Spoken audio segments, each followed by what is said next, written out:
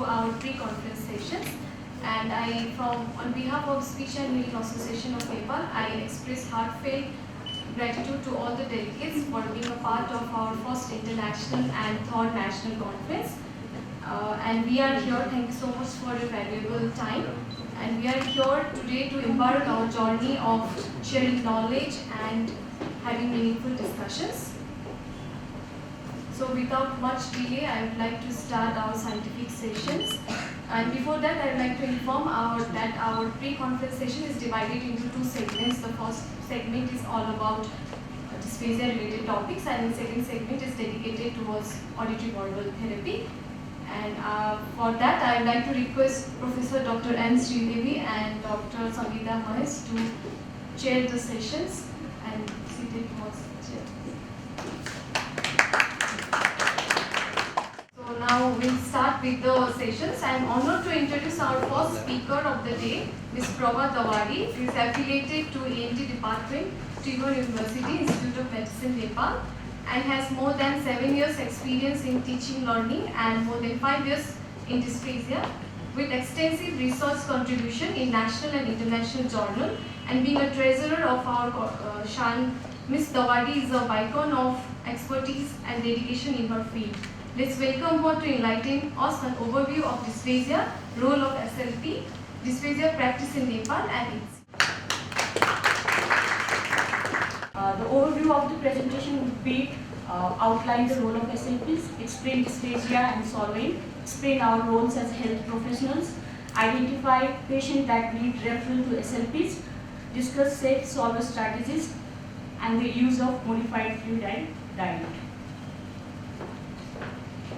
So I think we have dietitian as well as DM neurologist here, so I just want to focus what are our roles as a speech language pathologist so that we can have a good communication. We have a various role. We deal with all the kind of population from pediatric population to geriatric population, so we are not just limited to the certain kind of population, and we do work in the different sections like speech, language, and even with the solving. In speech, we deal with the various kind of disorders like dysarthria, articulation problem, phonological disorder, voice disorder, and fluency disorder. And with the language part, we deal with aphasia, ASC, that's augmentative alternative communication, pragmatics, and cognitive communication. And finally, to the solving, we do feeding and mealtime assessment, sensory-related behavioral feeding difficulties, and dysphagia. So before getting into the solving problem, I think we need to understand what is dysphagia. It's a Greek, I think it's originated from the Greek word dys and phas. Dys means bad and phas means eating. So basically it is problem with eating and swallowing. So dysphagia refers to difficulty in swallowing. It is largely caused by the uncoordinated or weak movements of the muscles of tongue, mouth, and throat. And it is not the normal part of the aging process, and it does not always refer to just aspiration. It's much more than just aspiration. Talking about the brief history of dysphagia, dysphagia is very new to everyone. It's a new field, emerging field, and it's only 4 to 5 decades that globally it has been emerging, and in Nepal it's still in the infancy.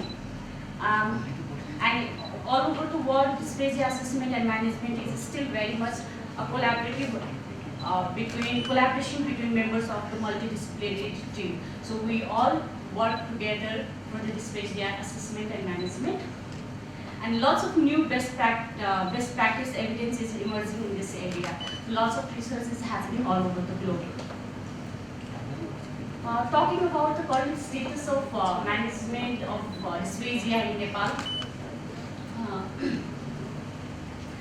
So let me just give an overview of the professionals that are currently working with dysphagia, because our profession is a dual degree profession. So we deal with audiological practice also, speech language practice also, In Nepal, current data shows that we have around 105 professionals, but however, only 65 of them are currently working in Nepal. And out of those 65 also, because it's a dual degree profession, many of them are working as a just as an audiologist, and maybe half of them are working as a speech language pathologist. And because speech language pathologist, already we saw that I have lots of areas to work on. I think only 3 to 4 are completely dedicated to dysphagia management. So basically what I'm trying to say from here is that we are very less in number working with dysphagia. We did a research about the role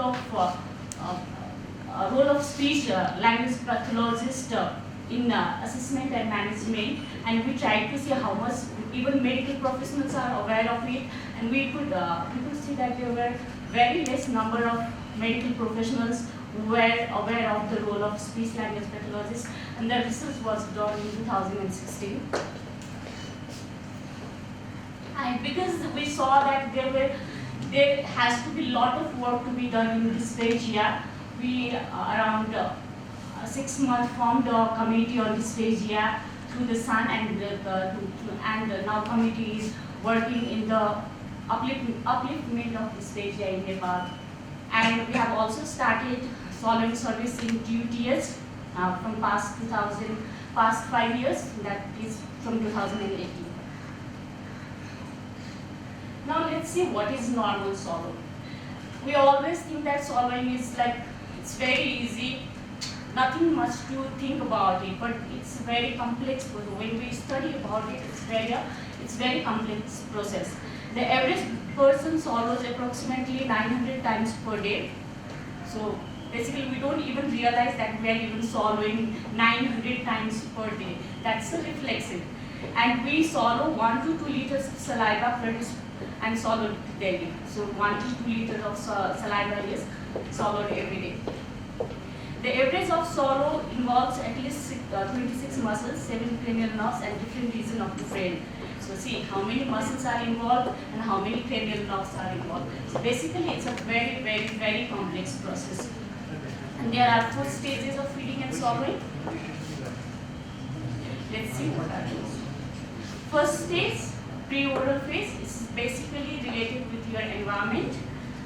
Then second is oral phase, it's basically oral, your mouth. And pharyngeal phase is basically your throat. And esophageal phase, it's your to the stomach. Now pre-oral phase.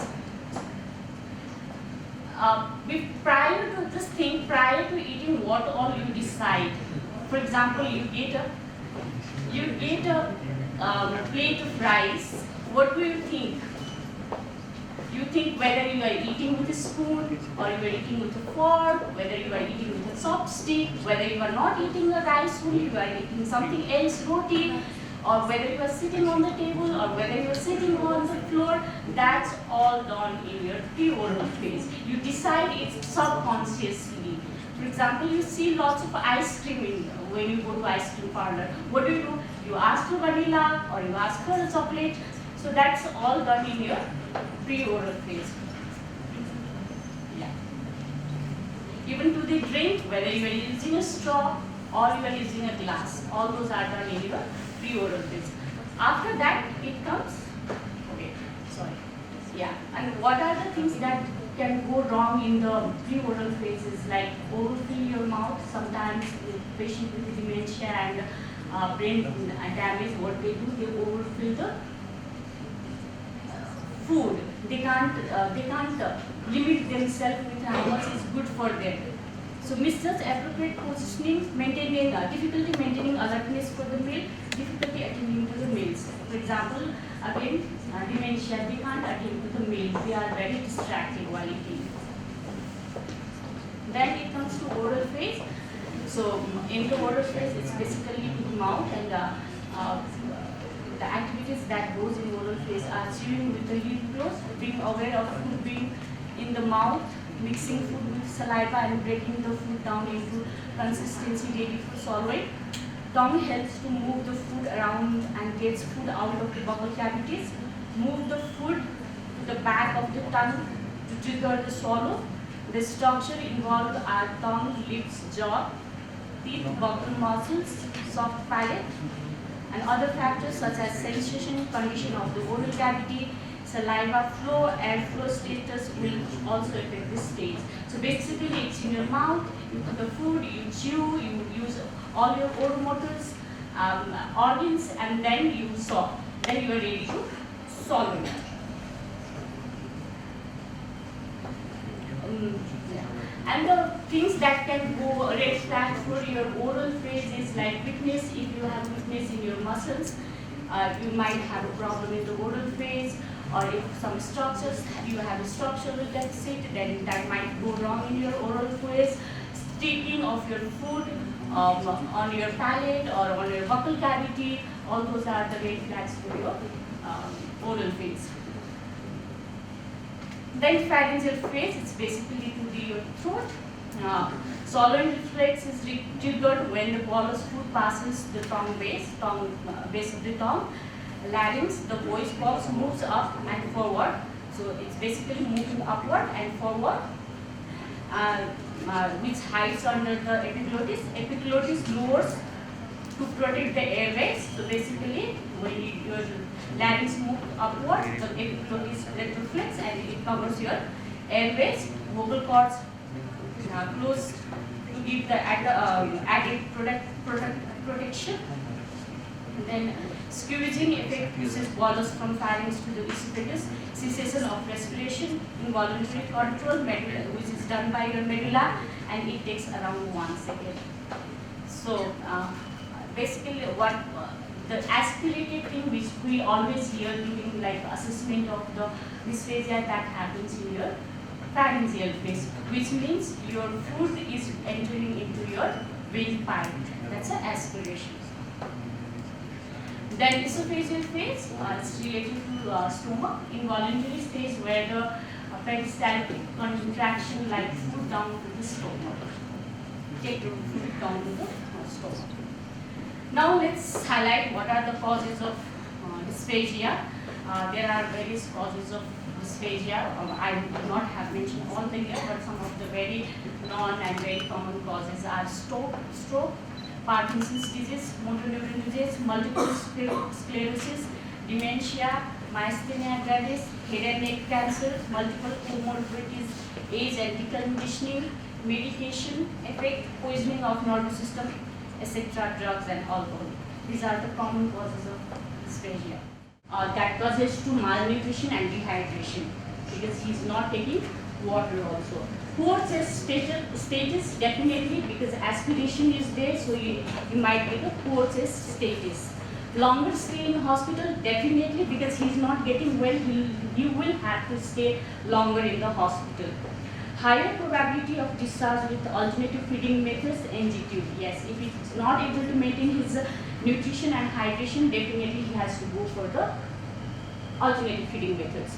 Lower quality of life because his quality of life is lowest at this point because he can't eat what he wants, right? He can't drink what he wants, so lower quality of life.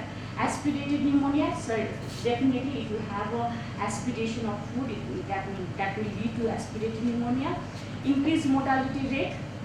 If he is unwell and if it is not treated well, then if it is not seen by speech pathologist, definitely aspiration pneumonia will lead to mortality and choking and death sometimes. Now, why do we need feeding and swallowing service? So let's think from the early in the morning, what do we do? We get up from the bed, maybe we have a breakfast, sometimes chia roti, sel roti, right? And then followed by lunch. We do lunch in the morning and before coming to office or going to college, then drink some water.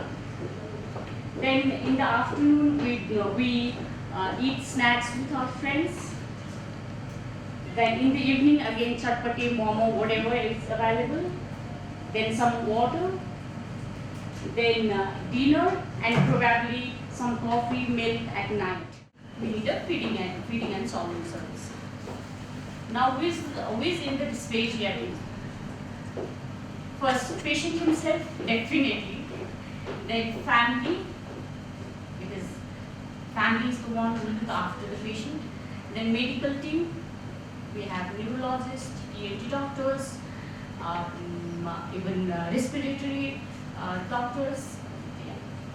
Pulmonologists, yeah. Then nursing team, then allied health team. Here comes speech and pathologist. Maybe sometime we need to work with occupational therapist. How is SLP involved with dysphagia? We work with pediatric and adult population. We already discussed about that because even a newborn child can have a swallowing problem. With a 90 years old man also can have a swallowing problem. Then assess cranial nerves and oromotor structures. We know that we have 6 cranial nerves that is related with swallowing. That's why we assess cranial nerves and oromotor structures. Then assess mealtime environment and behavior. Yes, we do assessment during the meal times to see what are the breakdowns, where actually is the problem. For example, whether it's in the pre-oral phase, oral phase, pharyngeal phase, or the esophageal phase. Where is the breakdown? So that we can give them some compensatory strategies and rehabilitate them. So after knowing the breakdown, we rehabilitate them. And also if the patient needs further referral, further team, then we do collaboration with other health professionals, do a good referral. How is dietitian involved with dysphagia? So yeah, we have dietitians here. Information on the daily nutrition intake, because dysphagia can lead to less intake of the food, which might lead to malnutrition and dehydration. Information on the daily nutrition intake, identify signs and symptoms, conduct bedside screening, identify risk of aspiration and aspirated pneumonia, collaboration with professional, monitor client's response to nutrition and modify care plan as needed, and determine appropriate intervention. Now, how can SLP, speech language pathologist and dietitian, can work together for the diagnosis of dysphagia? Speech language pathologists basically they diagnose the swallowing disorder. We do the evaluation, bedside evaluation, clinical evaluation, instrumental evaluation. Then dietitian can determine the history of weight loss and weight loss weight gain, weight loss and weight gain. SLP can identify potential problem in related areas and make appropriate referral. Dietitian can identify potential problem in related areas and make appropriate referral, and can diagnose the malnutrition and dehydration. So we can change the texture, teach safe swallow strategies. They might be eating with the back posture, or lying down, all those teach safe swallow strategies, make recommendation for internal feeding if necessary, yes, sometimes NG, sometimes PEG, and make NT. And dietitian recommend a speech language swallow evaluation if they have someone, if they get a referral with a dysphagia swallowing problem. Change diet to the different texture. Make recommendation for the internal feeding if necessary, even they can do this. Yeah. When to refer to the speech pathologist? What are the symptoms you see so that you can refer patient with dysphagia to speech language pathologist? So patient and family reporting difficulty in swallowing, food left in mouth after swallowing, effortful chewing, frequent and consistent coughing or choking following oral intake, voice changes especially after the meal. Okay, weak and absent cough, inability to cough or clear the throat. Then drooling and poor secretion management, facial weakness, unclear speech or slurred speech and longer meal time, regurgitation through the nose, unexpected weight loss, respiration difficulty, shortness of breathing or increased of breathing, particularly after meal. Then decreased chest conditions or measures of breathing, and sometimes temperature spikes, pneumonia or reoccurring chest infection. And the recent research has shown that the gag reflex, we always have done this gag reflex before swallowing diagnosis, but they have shown that gag reflex is not a reliable indicator of swallowing difficulties, as it can be reduced or actually absent in normal population also. So we can't always rely on the gag reflex. Now how can we all help? We means as a speech language pathologist, as a neurologist, as a dietitian, how can we help patient with dysphagia?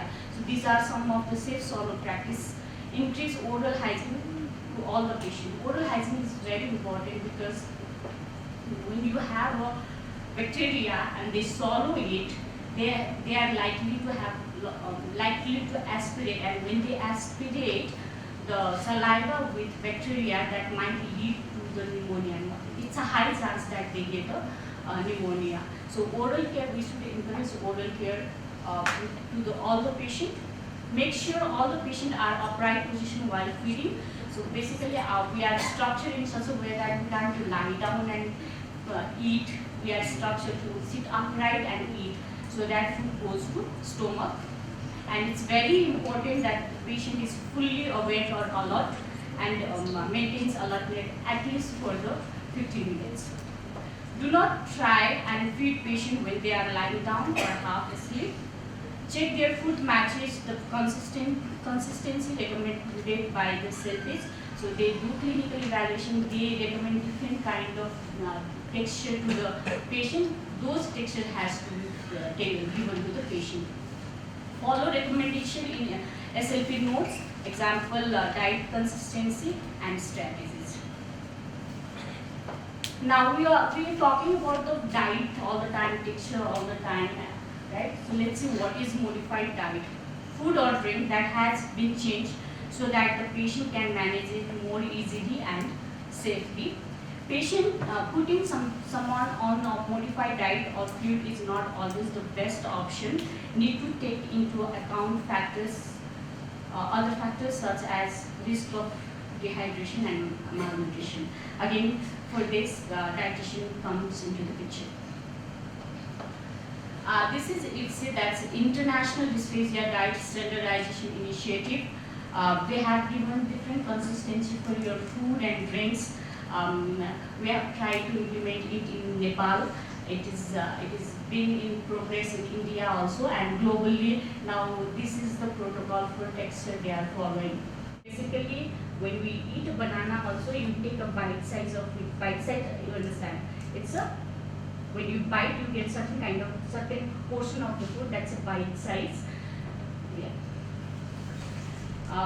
And then level 5, it's mince moist, very soft, small moist lump. Minimal chewing ability is needed. For example, keema, you can consider keema as a mince moist. Then pureed or extremely thick, smooth with no lumps, no sticky, no chewing ability needed, can be eaten with a spoon. For example, curd or yogurt, it's a pureed. Then level 3, liquidized or moderately thick, can be eaten with a spoon or drunk from a cup. Cannot be eaten with a fork because it is slowly dripping through. Effort needed to drink this through a white straw. That's a level 3. Now let's see for drinks. Level 4 and level 3 is as explained earlier. It's the same for liquid also. And level 2 is mildly thick, sippable from cup, but no effort needed to drink this through a straw, tip or nipple. Then level 1, slightly thick, that's thicker than water, can flow through a standard straw, tip or nipple. Then level 0, that's thin, flows like water, flows easily through any straw, tip or nipple. these are the consistencies for your drinks and food. And I've given this website also there. If you need a further information that how to measure it, you can refer to this website also. They have their official website. Now, NPO for dysphagia, need for OS, may be recommended as patient with severe swallowing difficulties. Yeah, sometimes we can't directly put them in the diet, so we might have to recommend NPO. Eternal option would always be recommended in this case, maybe yes, NG or PEG, because they can't maintain their hydration and nutrition. If patients are recommended to be NPO, please ensure they are still receiving regular oral care. That's 2 to 4. That's every 2 to 4 hours. So oral care is always recommended. Now let's do some quiz. It's true or false. Dysphagia is only about aspiration. False. Patient will always cough if they aspirate. False. An absent gag reflex is a sign of dysphagia. Water is the easiest thing to swallow for the patient with dysphagia. Food cannot be tried until patient can safely drink water. All patients with difficulty in swallowing need a feeding tube. Patients who are seen by SLPs can immediately start eating and drinking. All false. That's all. Thank you.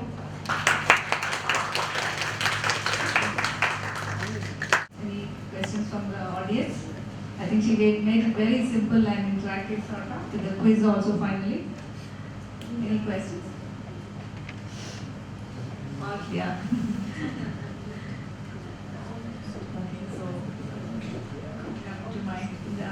Thank you for the nice introductory talk and a much researched area at present. Probably 10 years back, SLPs never realized that we have a big role in this area, and now we are on the track.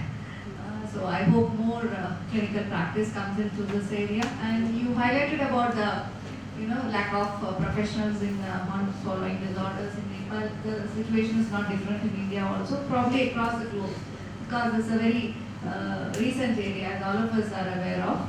And I hope more students and professionals take up this. And we have realized now how much we can contribute to this along with the medical professionals. In fact, our role would be even more significant because we are having a long-term association with such patients.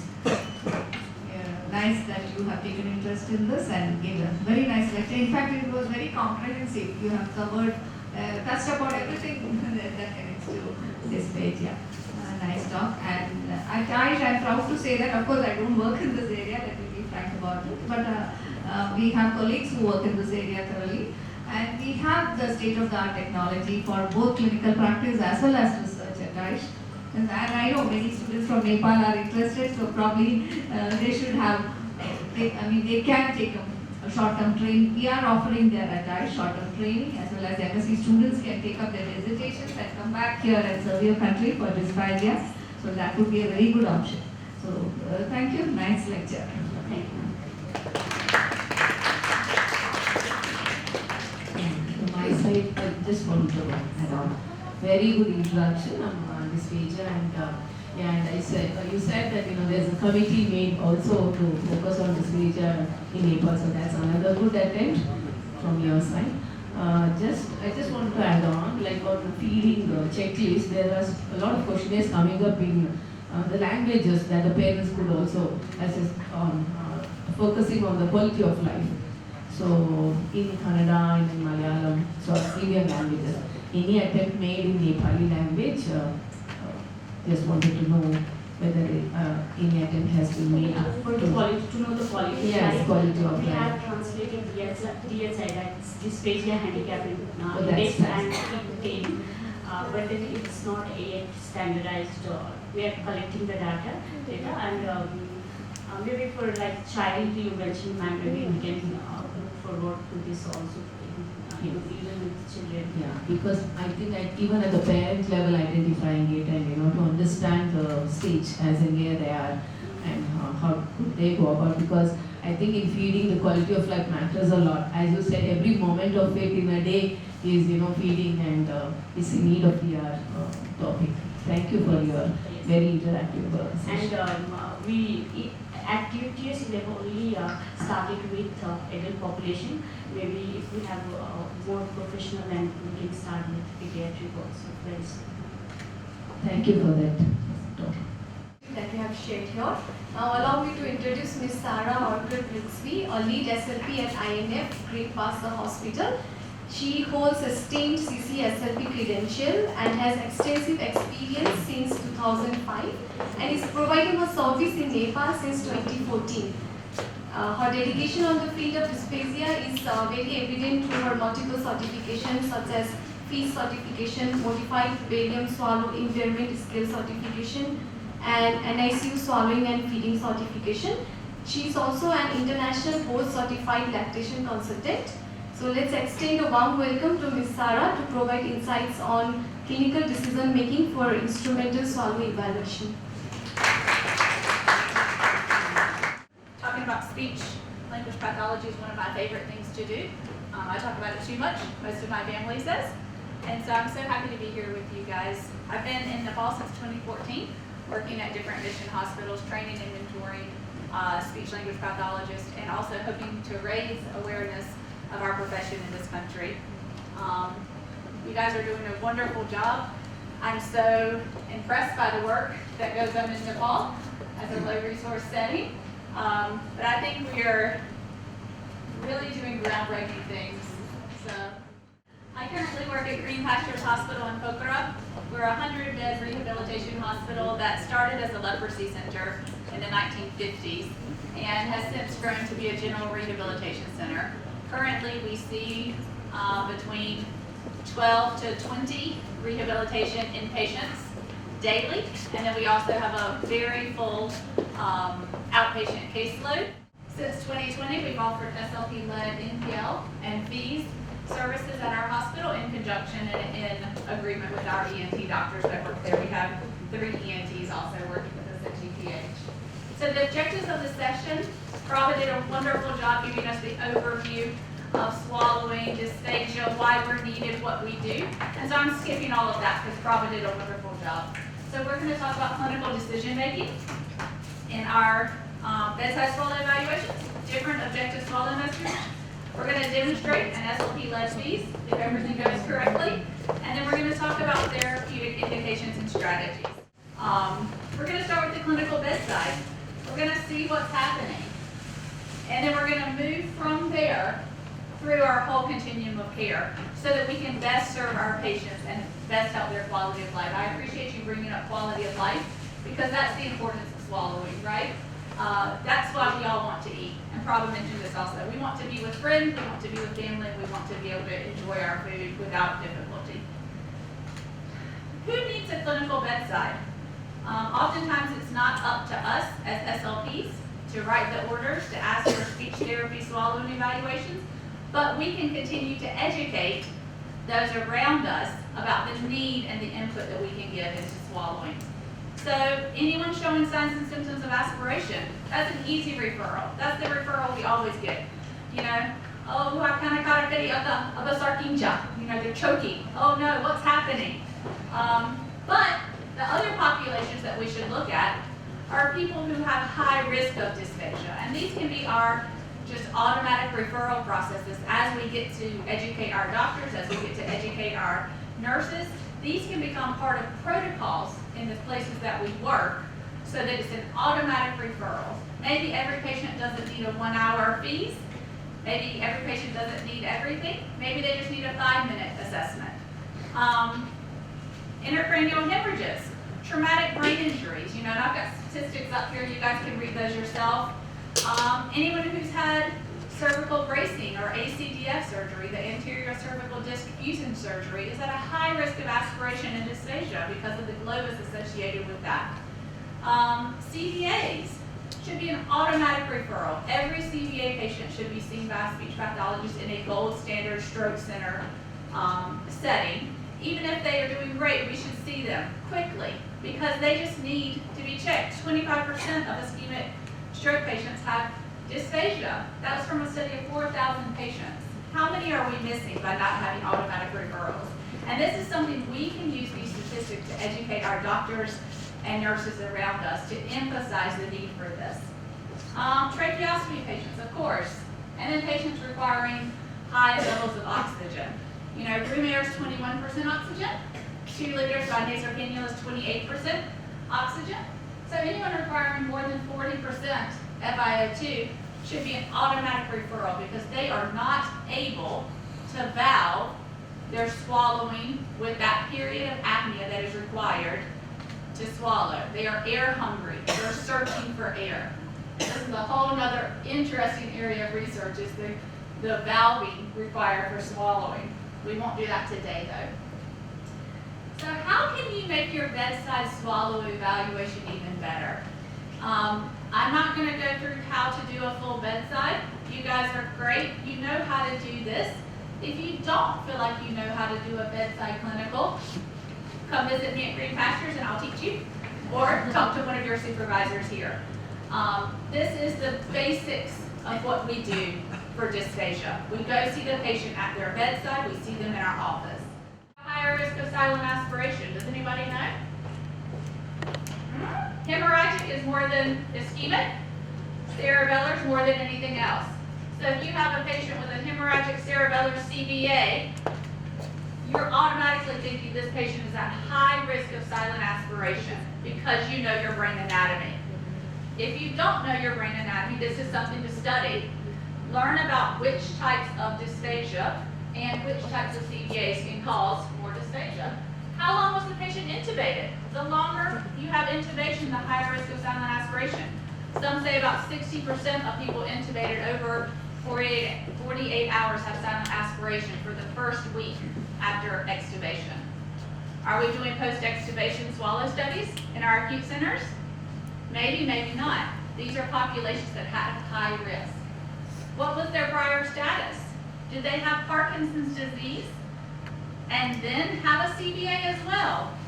The previous progressive neurological disease coupled with the CVA could cause huge amounts of damage to a fragile swallowing system. So think about these things. This is before you even meet the patient. You're already getting some clinical judgment. But this is the bare minimum that we must be doing. Do an oral motor assessment. You know, we're all used to doing this.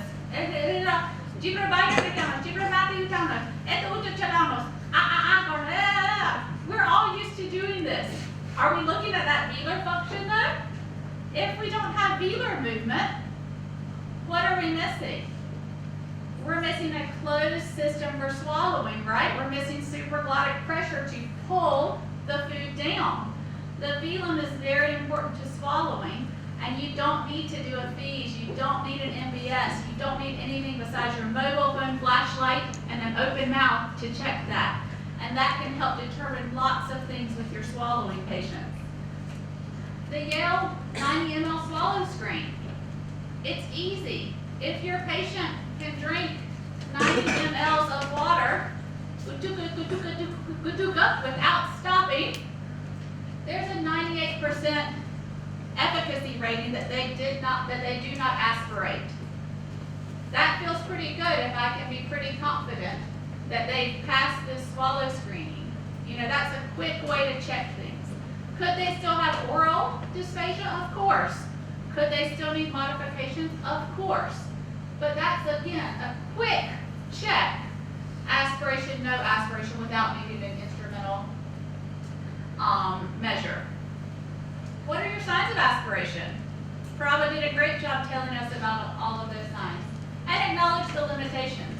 Just because someone coughs doesn't mean it was aspiration. Just because someone has tears running does not mean it's aspiration. But looking at the whole clinical picture together, those things can be indicators of aspiration. And then just a tip, if you have a patient who's been very lethargic, very tired out, and you're feeding them a sip of water with a spoon, and you put the spoon in their mouth and they cough and choke, and we would say, oh no, that's a sign of aspiration, oh they can't eat. What if I wake up Amma before? What if I clean her mouth? And then what if I help her hold the cup herself so she is cognitively engaged in the act of eating? And she takes her sip of water and suddenly she's able to swallow. Do not ever forget that your patient must be cognitively engaged for proper swallowing. Okay, if your patient's lying in bed looking horrible, you need to do your work before and get them in position. You need to call your nurses, you need to call the family members and have your patient positioned properly for eating. If someone walks up to me, wakes me up and pours water down my throat, I'm going to choke. Right? Let's not do that. Let's do better. Let's help the overall quality of care. So next, what are our outcomes that we can expect from a clinical bedside swallow? I can think of 3. 1, they look fantastic. They look great. We can start an oral diet. That feels good, you know? They can start eating and drinking. It was a quick screening. We've done a few modifications. They can eat and drink. We still need to teach oral care. We still need to think about their medication. Do they need their medications crushed? Do they need them whole? Do they need them one at a time?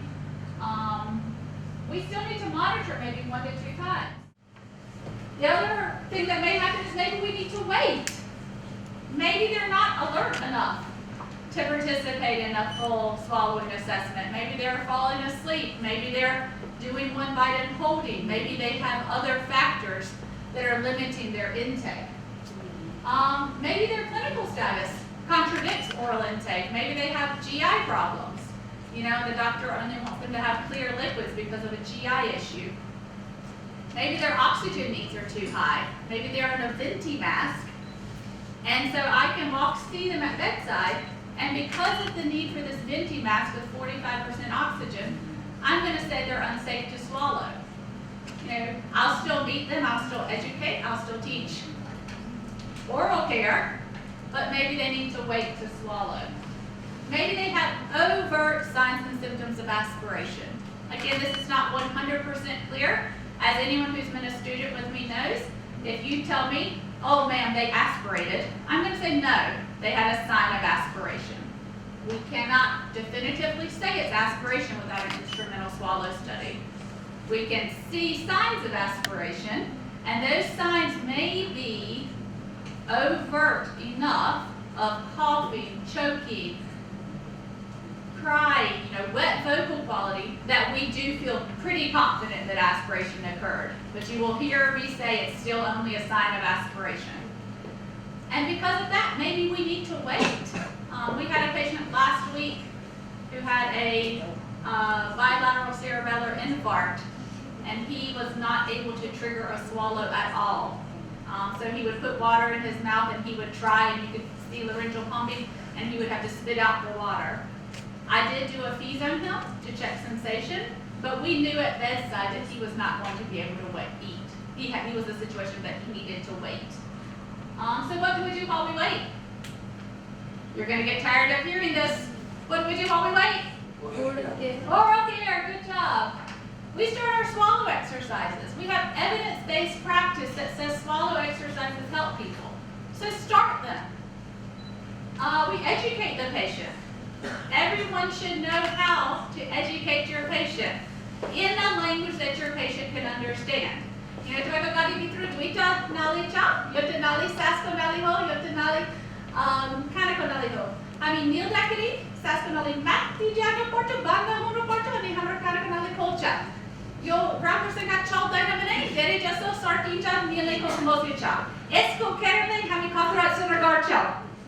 Okay? Learn how to explain swallowing in a language your patient understands. I can't speak Gurung, I can't speak Magar, but I can explain it in Nepali, and I can say 1 or 2 words in those languages so my patient has a connection. Okay?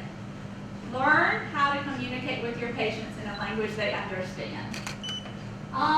Think about PO trials.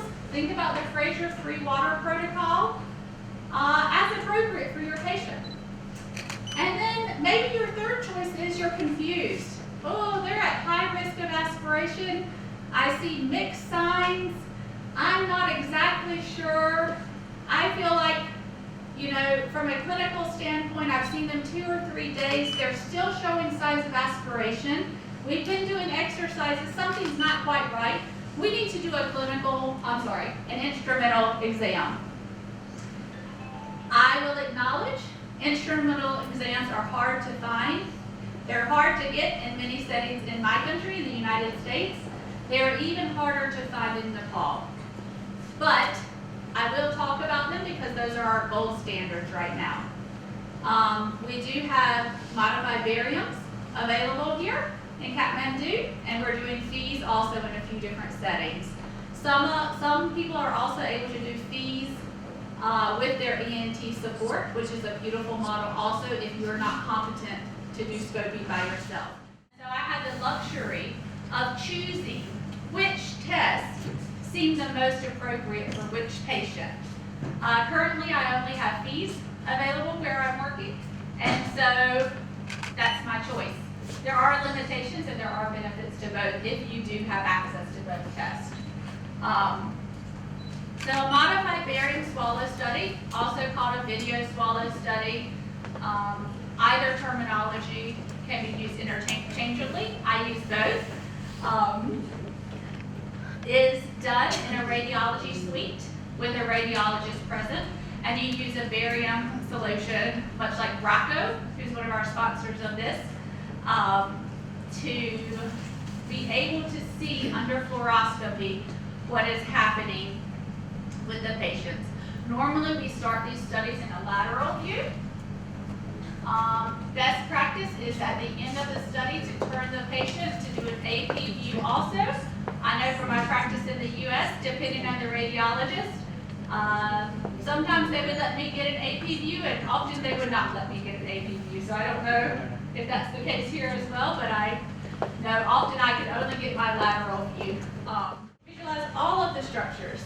I can see the esophageal phase of swallowing, which is a beautiful thing, especially when I have concerns about esophageal reflux. This is how Zinker's diverticulum are noticed, is through a modified barium, because we have that lateral view and we can see the pooling in the esophagus of that diverticulum. You know, we often have a lot of incidental findings on modified bariums. You know, one swallow study, we found a bullet lodged in a trauma patient's neck in the United States after he'd been shot, and he was first discovered in his swallow study. We found people's dentures during modified barium swallow studies as well.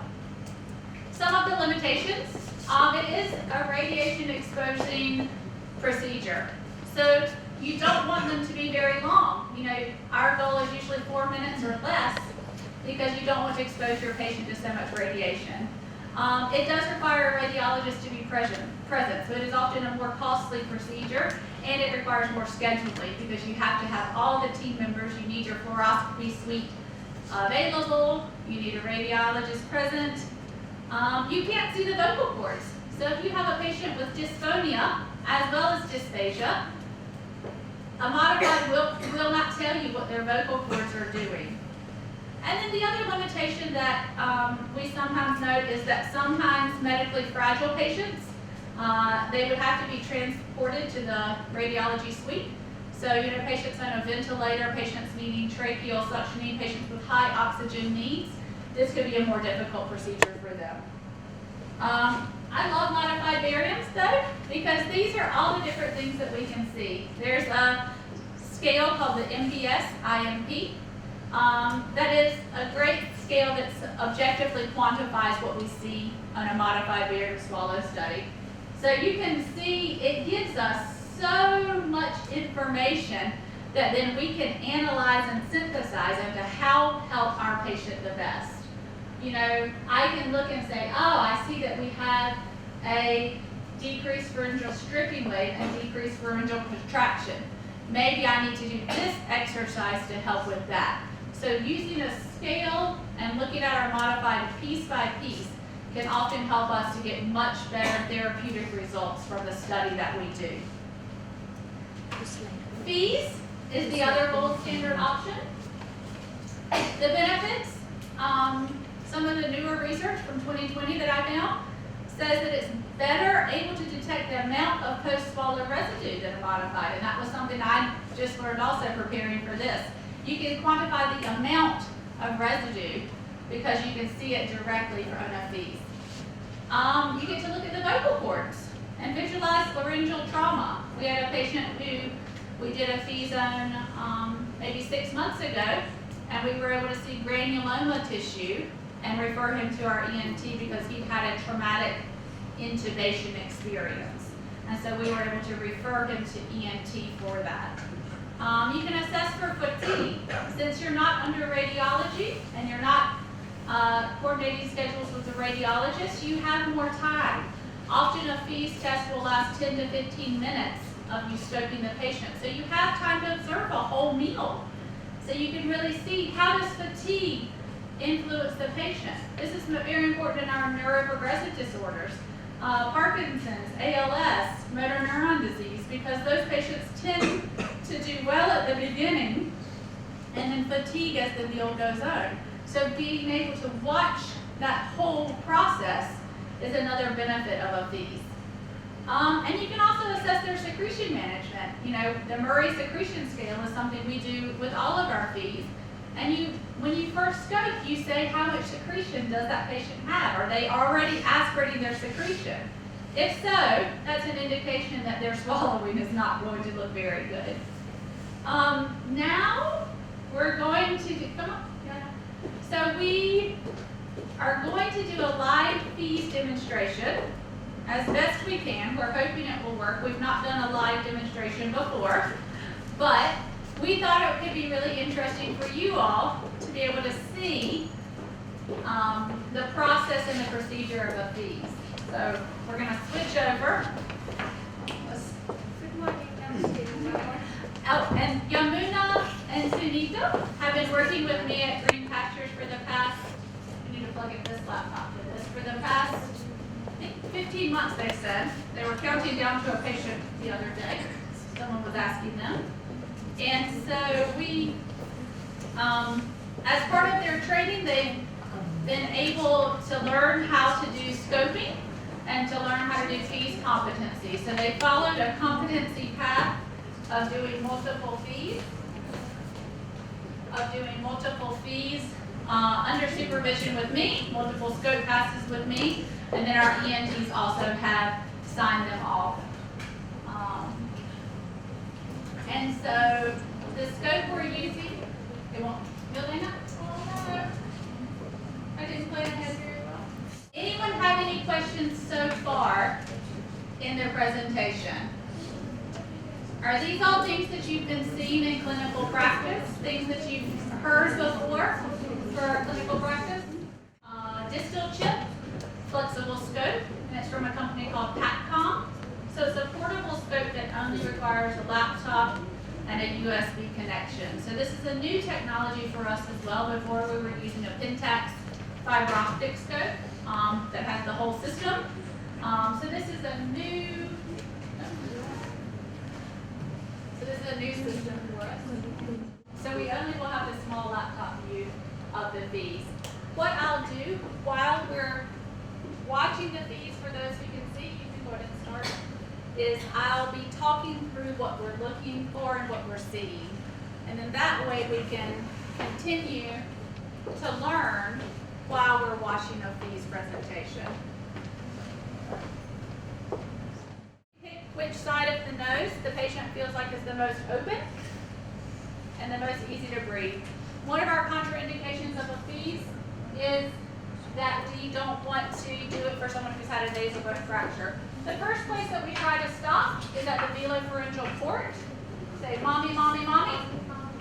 Baba, baba, baba. Because then we can see DPI opening and movement.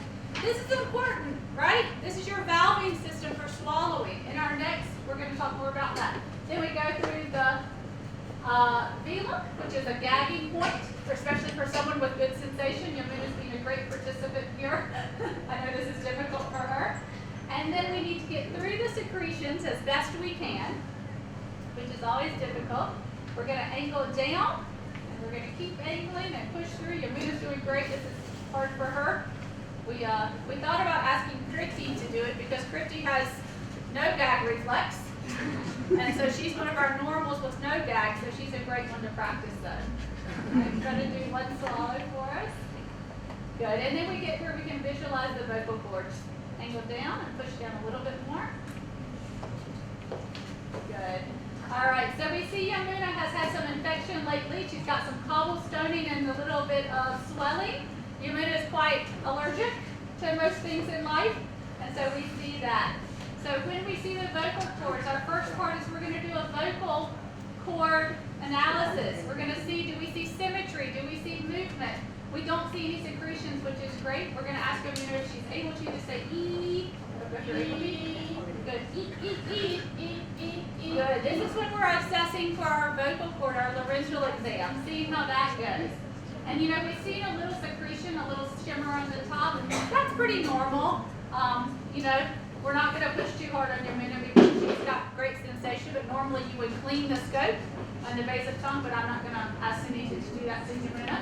And then the next part of our assessment is our swallowing assessment. We use blue dye in everything that we do so that we can see it as a difference, as a contrast between our normal secretions that we find in the body. So Yamuna, I'm going to ask you to just take one sip of water and hold it in your mouth, and then swallow when you feel ready. 1, 2, 3, and she swallowed. So we could see the blue, and we saw the white out. And now Sunita will try to go a little bit deeper, and we can check the vocal cords without making Yamuna gag too much. Let's hope.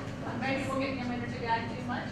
And we can check the vocal cords to see if they're clear. So that's a sign that no aspiration, no penetration happened. And we see no post-swallow residue. We don't see any blue in the larynx.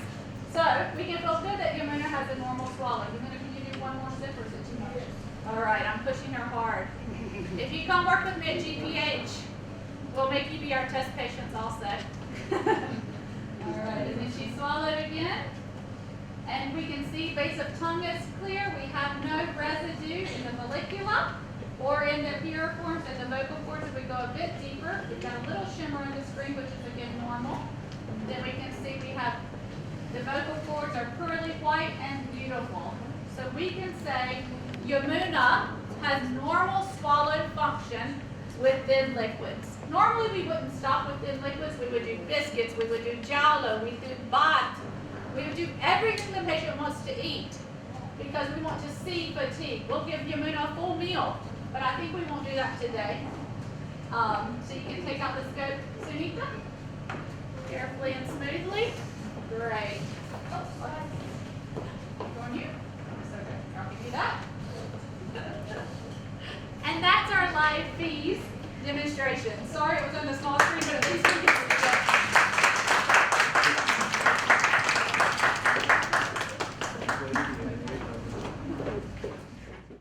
Fees, scoping can be learned, it can be taught, and it is something that you can become competent to do. There are different levels of competency. There are some places that require an ENT to be present, and that's fine too. You can help educate your ENT on the different things that we look for than just what they look for. We do these often with our ENTs as well. If I'm scoping a patient and I see something that I don't know what it is, or it seems like an abnormality to me, that's when our ENTs become involved in the study. Because it is not in my scope of practice to diagnose vocal cord issues. It is not in my scope of practice to say this is a vocal cord nodule. Do I have strong suspicions? Yes, because I've been doing this for 20 years. But I will only collaborate with my ENT for those diagnoses. However, it is in my scope of practice to diagnose dysphagia and to talk about the type of dysphagia I see through a fees. So you can feel confident in that part of your scope of practice. But you need to have a good relationship with your ENT when you're doing fees. The same way, when you're doing modified barium swallow studies, you need a good relationship with your radiologist, because your radiologist is helping diagnose in that study, and your ENT is helping diagnose with your fees. So these are collaborative procedures for our gold standards. So, to me, this is the most important part of everything that I do.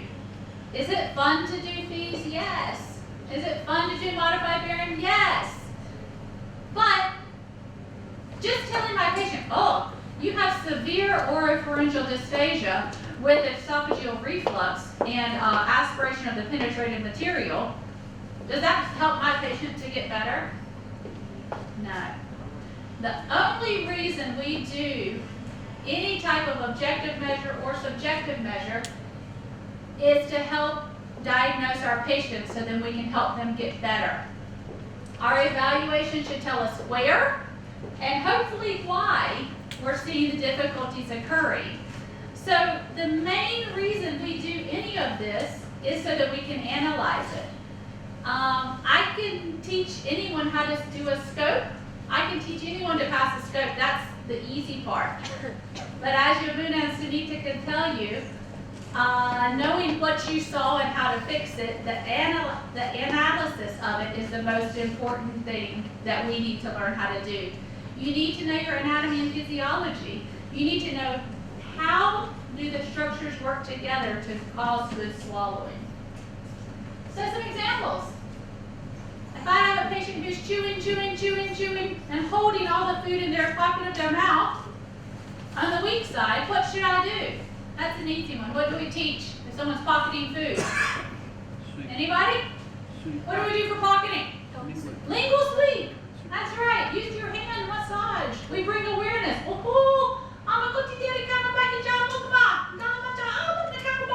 Right? We teach them to do it.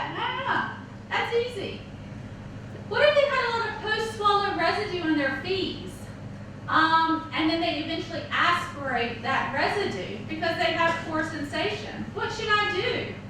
You know, they had poor laryngeal elevation, maybe decreased tone-based retraction if I see diffuse residue, and decreased pharyngeal constriction. What do I need to do? Maybe they need to do an effortful swallow, you know? Maybe they need to learn Masako to clear it out. What if they have pre-swallow silent aspiration of my MBS? You know, I'm watching from my lateral view, and they take the sip, and I'm just seeing that liquid just trickle down straight down the trachea without them even swallowing at all. That pre-swallow aspiration. Maybe they need to try some tongue holding, some effortful swallows. Maybe thermal stim will help. There's some mixed evidence about that. But maybe I need to think about the why aspiration is occurring, when it is occurring, and what should I do to help. Because pre-swallow aspiration and post-swallow aspiration should be treated differently because they're a different problem in the body. This is just a quick graphic. I'm not going to go into it, but just helping us think about before, during, after, and the reasons aspiration can be occurring. You know, and then the last thing that I want to kind of focus on is when we think about rehabilitation versus compensation, because I think we can often get the two confused in our dysphagia therapy. I always think about it from a physical or occupational therapy point of view. If I break my leg and I need a cast, a plaster, and then I need crutches to walk, that's a compensation. That's not, the crutches do not make my leg better. They're helping me compensate to be able to still move and live my life. After the plaster comes off, I'll need to rehabilitate my leg because my muscles will have atrophied, so I'll need my muscles to get stronger. You know, same with hand therapy. You know, a brace will not rehabilitate, but it will compensate, so maybe I can still do things. And then I need to do the therapy so that my muscles can get stronger, my nerve connections can get better, so that I can use my hand again. The same happens with our laryngeal pharyngeal musculature. A chin tuck maybe will help a patient because it will help close their airway and it will help them to have some swallowing, but it will not help their hyolaryngeal elevation. I have only compensated, I haven't rehabilitated that patient. And so while compensation is important, you know, I've had a right hemisphere CVA with left vocal cord weakness and paresis. So maybe it does help me to do a head turn and swallow. So my weak side is closed off. Maybe that does make me not aspirate. That's a wonderful compensation that I should teach my patient. But that is not going to make my patient get better. Maybe I need to do EMST, expiratory muscle strength training, to try to help my patient get vocal cord movement back and to help strengthen that system. So the two need to be hand in hand. If you're only teaching compensation to a patient who's cognitively intact and alert, you're really not giving them the best care. We should do both hand in hand. Of course, with my dementia patients, I'm only going to teach compensation if they're not able to do the exercises. Oral care helps everyone. You guys have heard me say this. This is one of our sweet amas that came from another hospital, and the other hospital had loosened some of her teeth with oral intubation, and so they tied them in and taped them to her face. She came to us with very poor oral care. You know, this was years, decades probably of poor oral care. But she also had oral thrush, and she also had dry secretions coating her oral cavity. We could not help with the teeth. These teeth had to be pulled. You know, this was too far gone for the teeth. But we could help talking with the doctors to get rid of the oral thrush so that she didn't have a bad taste and sores in her mouth. We could teach her how to brush her tongue and her teeth. And then she was able to swallow very, very well with very little risk, even though she had a trach and an NG tube and came to us in a very poor condition.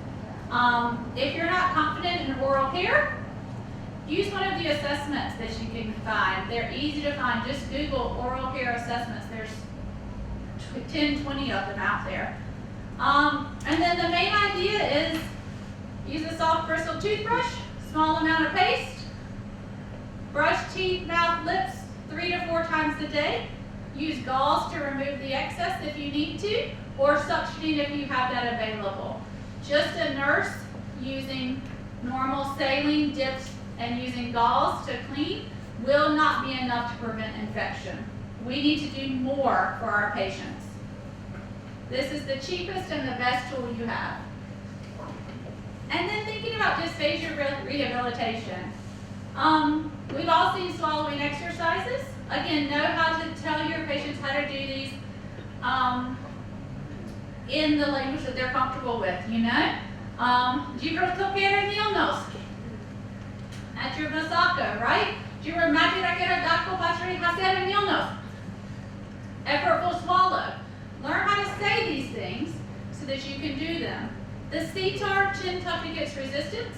Use a small ball. You don't need a fancy device. And you're using a small air-filled ball to squeeze.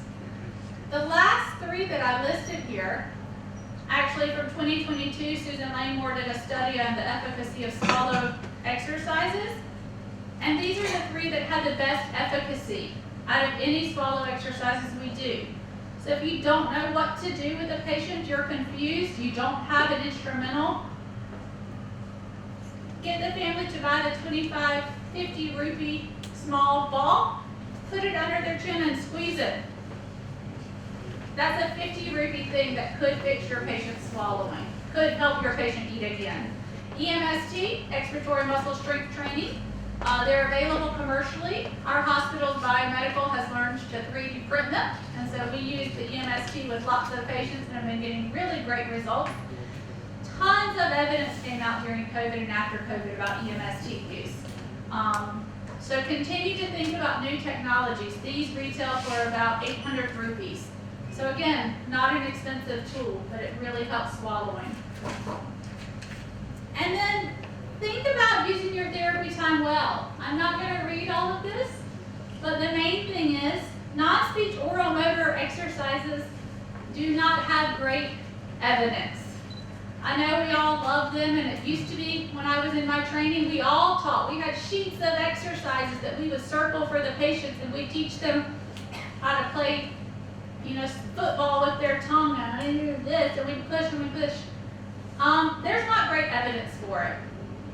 It may help with facial droop, and it may help with facial symmetry, but you do not need to use your time as a professional to teach that. That's something your patient can do in front of a mirror by themselves. So please use your time with things that are evidence-based. Don't waste your time and your patient's time on things that don't have great evidence. Thinking about compensatory strategies, method of intake, maybe they don't do well with a spoon, but they do well with a cup. Maybe they need small bites. Maybe they need slippery textures. We see that a lot after ACDF surgery when they have swelling. Maybe they need more gravy, more jolt. Think about the texture of the food, naturally thickened foods. Think about our IDDSI framework of the thickening. Over the past 2 to 3 years, we're seeing thickening as more of a last resource versus a first line in dysphagia treatment, because patients don't like thickened liquids. There's very little compliance, and then there's a whole host of other problems that we see with kidneys, dehydration from thickened liquids. So commercial thickener is very hard to find in Nepal. It's very expensive. And I would say it's interesting worldwide now that more and more people are going away from thickener as our first line of defense. We're trying to compensate more, and we're trying to do more rehabilitation. So if you do not have commercial thickener, which we don't at my hospital, occasionally we will have a patient bring, we think about naturally thicker things, and we also think about compensation much more. That's all I've got. Thank you guys so much for the time, and I hope it was a good overview for you.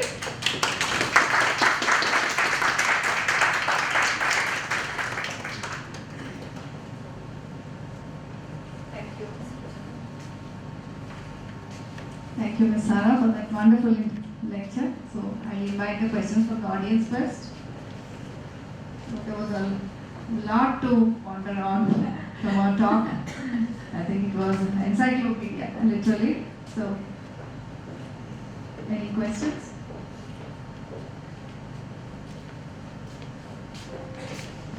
I hope all of you are awake and enjoyed our lecture. Probably everything is clear. So, I just need to congratulate you. First of all, you have come from the very well developed Western world to this Eastern part of the world and offering your services so well. Thank you for that. And you also demonstrated, not just theoretically saying how well you can connect with your patients, learning the local language and how you interact with them. Wonderful, wonderful it was listening to you. And also you have highlighted many things like simple exercises rather than thinking of the high-tech devices and the instrumentation. As soon as we have a patient of dysphagia, how simple maneuvers and techniques can get us very useful clinical information. That was a real highlight. It's very nice of you. And of course, I need not say the oral hygiene and the oral care. I think everyone will remember that part. Yeah. So, probably the SLP should focus more on that also. I mean, we take it for granted the patient knows about it, but we need to remind them again and again.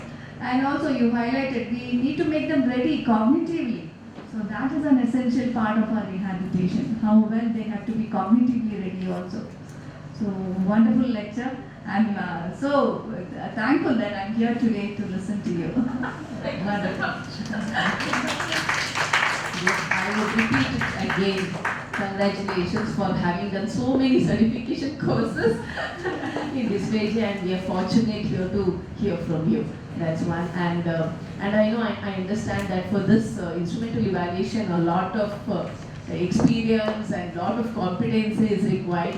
Just share one clinical experience. You had a very challenging situation wherein you had to I know, I understand that we have to be really competent, brave enough, and the client also should have that, tolerance to, sit for a longer duration. It was, she was your student, and, she tolerated well, and I understand from the patient side how difficult it would be practically. So, just one Well, I think small experience. probably those who've been students with me can think of many difficult cases we've had.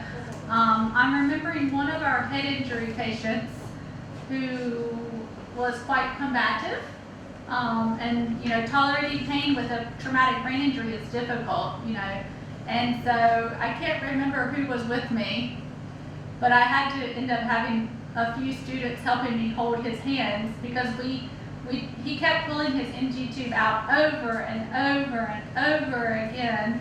And so we just needed to see quickly, could he swallow or not? And so we had to hold his hands, and I did the fastest fees I've ever done in my life. I think we were in his nose, gave him a full cup of water and a biscuit within 2 minutes.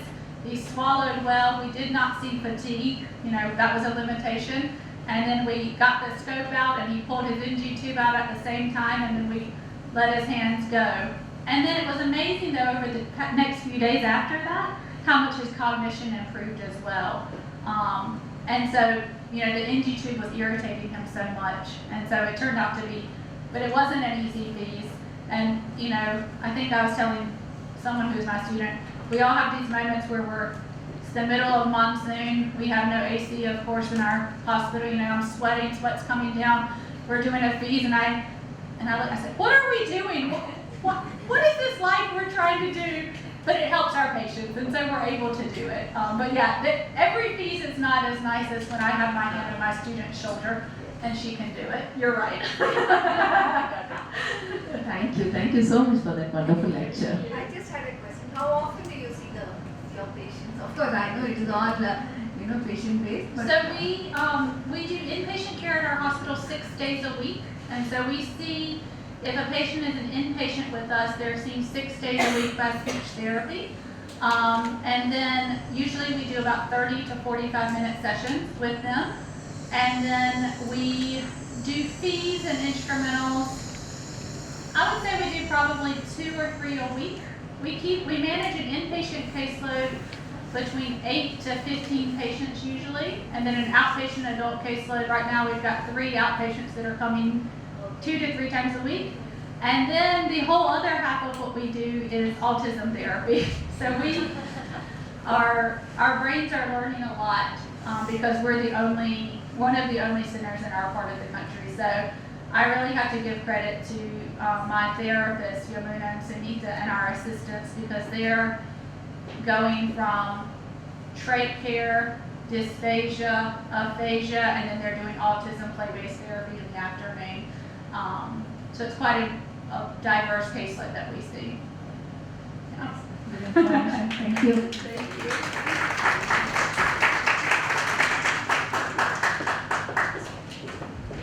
thank you so much, Sarah. I'll be talking about the importance of how important is the solving assessments and therapy. This is already highlighted by Sarah. In the cancer patient, prospecting from my side and our side as a head surgeon. My talk will be around 10 to 15 minutes, and my roadmap of the next 10 to 15 minutes presentation is what is the role of solving assessments in head and neck cancer patient. What is long-term dysphagia? It is very important to identify the long-term dysphagia, its consequences, how to prevent it, and who are the high-risk patients who might develop long-term dysphagia after the treatment of head and neck cancer. And just an overview of the dysphagia evaluation, which is already covered, so I will not be going in much detail. Just I will give an overview on it. To start with, in the past, the head and neck cancer, while treating the head and neck cancer, the main focus was in the disease control, local regional control, and this time metastasis control. And recently, not only the disease control is important, but also the functional rehabilitation, functional issues has to be addressed. So this functional outcome is equally considered and is assessed during the pre-treatment of head and neck cancer, prior to the planning of head and neck cancer disease. So I have divided my what can be the role of swallowing assessment in head and neck cancer. I have divided in main three categories. So number one is, does the swallowing assessment help to decide the primary modality of treatment? That is a decision making tool. Is it a decision making tool in the primary decision making of head and neck cancer patient? That may be one thought. Another thought is to improve the overall health quality, overall quality of life following rehabilitation and all after the primary treatment, especially after the surgery and radiotherapies in different subsites of head and neck cancer.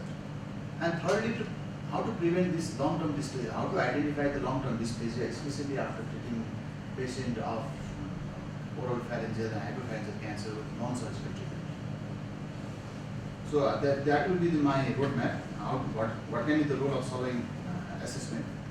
To start with the organ preservation protocol, that is selection of primary modality of treatment. Can the swallowing assessment is a tool to decide the modality of treatment in head and neck cancer? And first best example is in the larynx. In the larynx, as we know, it is both for phonation as well as for swallowing. The principal management of laryngeal cancer is basically in the early stage.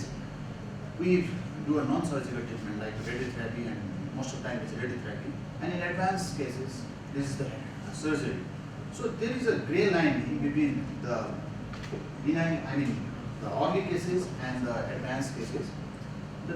The gray line generally are those cases, like in this particular case there is a bulky disease in the larynx, in the supraglottis as well as in the glottis.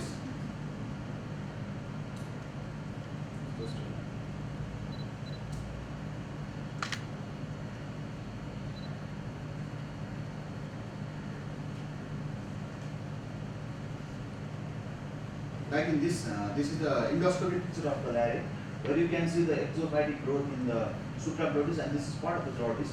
And this supraglottis, this growth has impaired the function of larynx or not? That is the question to be answered by doing a proper swallowing assessment.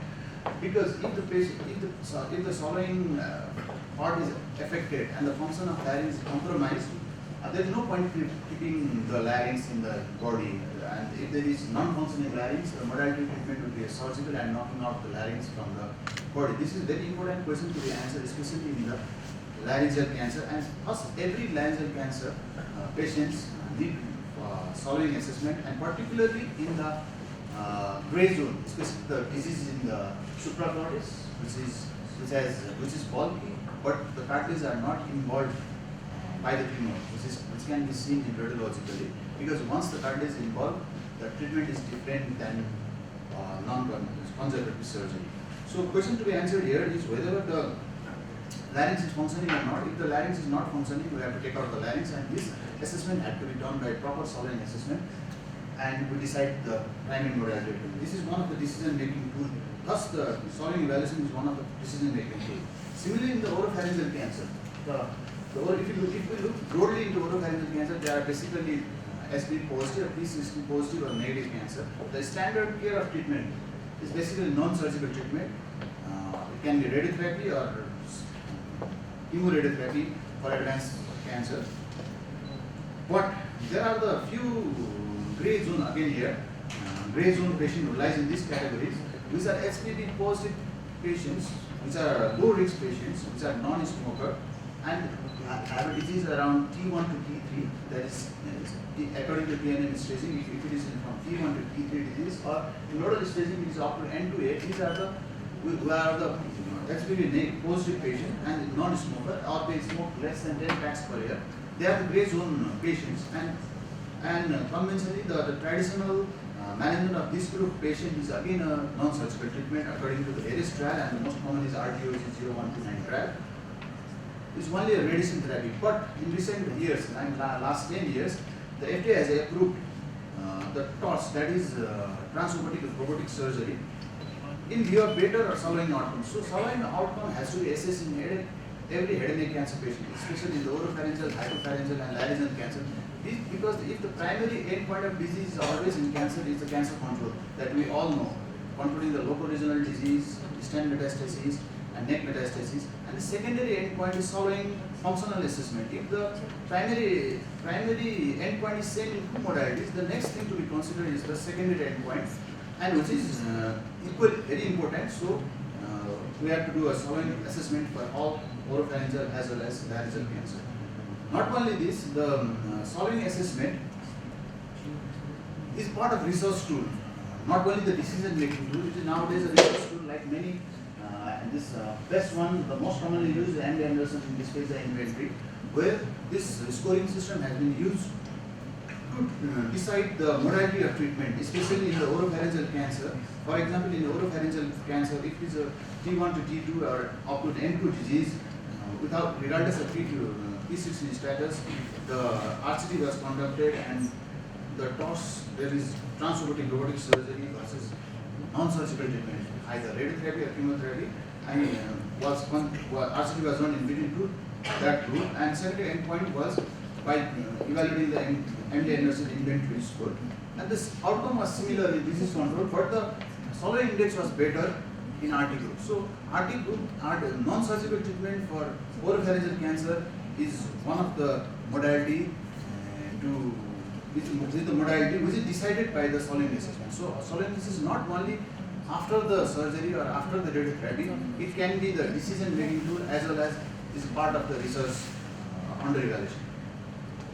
And next role of Solver assessment is to improve the quality of life after surgery, especially in the oral cavity surgery, because the surgical option is the only option in oral cancer, and the resection of the oral cancers lead to many issues, Solver issues, and that Solver issues has to be addressed after the resection, after completion of surgery as well as adjuvant radiotherapy. For example, in the tongue cancer, if you look at this tongue cancer patient, the tongue has been dissected. The tongue has been dissected. It can be partial or total glossectomy. The part of the tongue as well as mandible has been dissected in this particular case, where this is the upper part of the tongue, this is the mandible, and this is the rest flora mouth tissue and the neck tissue. And it has been reconstructed with the free flap, from the anterolateral extract of the thigh, and the new tongue is made, like as you see in this picture. But this is the part of the treatment after surgery and radiotherapy. This is the picture after the radiotherapy of the patient. And ultimately the patient is going to have a Solver issue after completion of the whole package.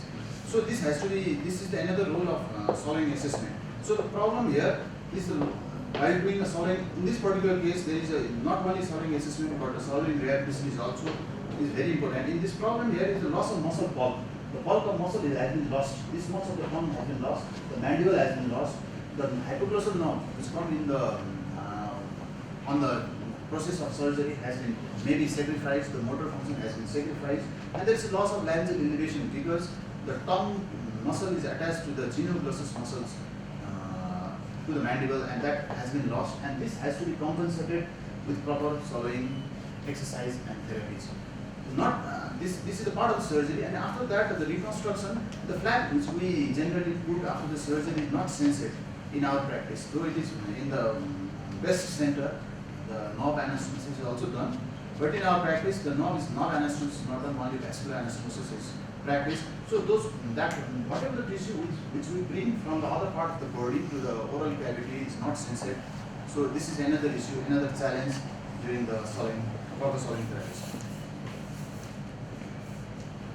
Similarly, in the oral cavity surgery, if you remove the mandible, the lesion line, if the lesion is in the retromolar trigon or buccal mucosa, we have to sometimes remove the lateral mandible, the lateral portion of the mandible, and sometimes we have to remove the anterior arch mandibulectomy. The lateral mandibulectomy is easy for the Solver therapy and Solver therapist to rehabilitate as compared to the mandible, anterior portion of the mandible has been removed. For this patient, for this kind of cases, you can see the lesion here. There is a lesion in the buccal mucosa in which we have removed upper alveolus as well as the lower alveolus along with the mandible, and the patient is reconstructed with the pedicle flap from the chest, that is a pectoral myoclonus flap. And in this part, the Solver part is relatively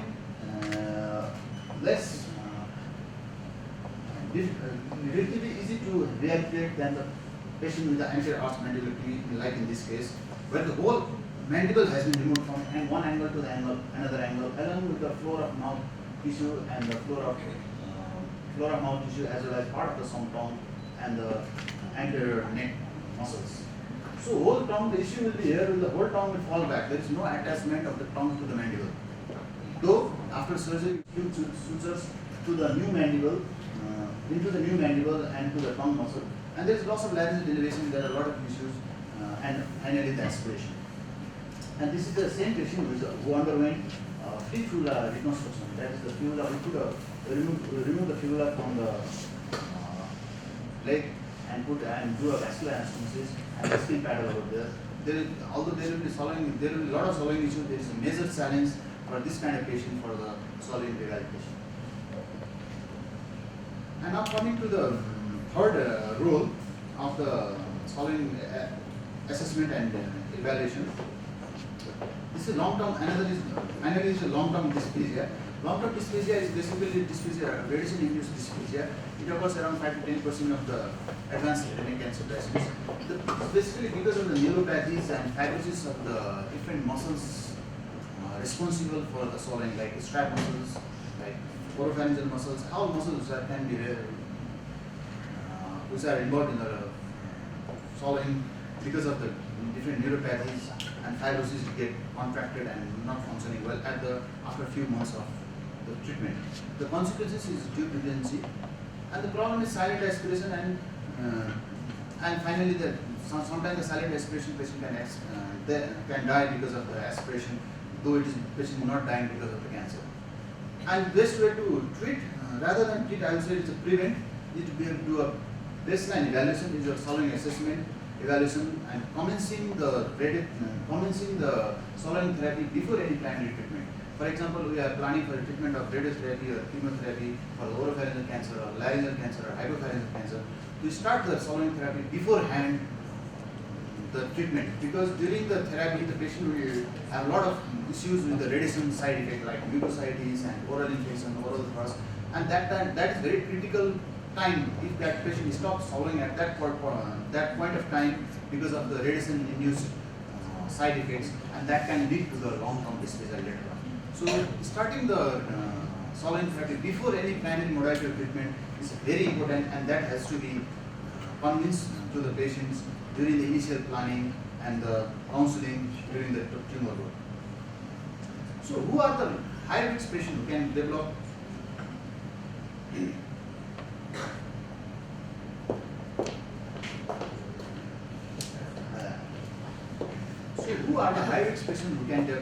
this long-term dysphagia? If you look at the site, the hypopharyngeal cancer is the most common site to develop long-term dysphagia. If you look at the oropharyngeal, small lesions do not lead to this long-term dysphagia. Rather, if the whole oropharynx more than 80 to 60% is occupied, they can lead to the long-term dysphagia. And next thing to be considered is the size of the tumor. If it's larger the size, more risks of developing long-term dysphagia. And while taking the history of initial evaluation of the treatment, if the patient has a pre-treatment dysphagia, this is very, very important to identify that group of patients which might land up in the long-term dysphagia later on. We have to and we have to segregate those patients from the other common patients and do a focus therapy later on.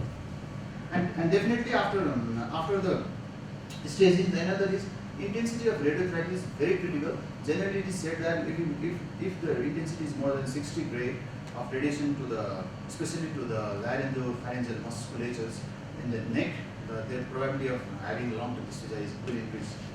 And the most important thing during the radiation treatment is the treatment break. If the patient has a treatment break because of the radiation-induced mucositis, if the patient is NPO for more than 10 to 12 days or more, especially after the 2 weeks, and those group of patients can lead to the long-term dysphagia. So this is very important thing practically to start the swallowing therapy before any primary modality of treatment. Similarly, the comorbidities of the patient, if the patient is medically fragile or the patient is medically unstable, those patients also can have a long-term dysphagia and definitely a family support. So during evaluation, it is not only the it is a, during evaluation of head and neck cancer patients, it is the holistic approach. Not only the head and neck surgeon or the radiation or medical oncologist has to sit for the proper evaluation, and it is the role of the speech and language pathologist to identify the future problem, maybe long-term dysphagia, or how you can plan how it can be tackled during the treatment course. So this has to be determined or pre-evaluated before commencing the treatment. So evaluation part is basically covered by SARA. So it's basically, as told, it's a pre-treatment evaluation which determine the baseline values, identify those patients who need a prophylactic tube placement or selective tube placement has to be done beforehand. And similarly, the bedside evaluation include all clinical examinations and cranial examinations, and it should be before any instrumental examination like FIS, and which is actually demonstrated just a few minutes ago and modified the results. I'm not going into the detail of those. And this is probably the last slide. The basic difference between the MLS and FIS, which is also covered partly. Basically, the modified brain solid is the gold standard. We can see the solid physiology all the way from the hips to the cerebellus. And the most important thing is, as told by Sara, it is the radiologist and the speech pathologist sit together and they can rectify it there and then. Where is the problem they can see and then rectify it then and then. In FIS, whereas it's more useful, you can see the tumor and the swallowing at the same time. If the patient is having the laryngeal cancers, and you can assess the laryngeal cancer as well as the swallowing issues with that laryngeal cancer at the same time. And then similarly, you can identify the silent aspiration and decide whether the larynx is functioning or not in many times. So this is all I have to say. So basically, my take-home message is solid message has to be incorporated early in the planning. It is a decision-making tool as well as the research tool. Functional outcomes as important as the cancer control. And therapy has to be started before any primary modality of treatment, especially the non-surgical modality of treatment. And silent aspiration and long-term dysphagia and aspiration pneumonia has to be identified with proper evaluation beforehand. It has to be not after the surgery, not after the primary modality of treatment. It has to be part of clinical judgment in initial planning. Thank you, Dr.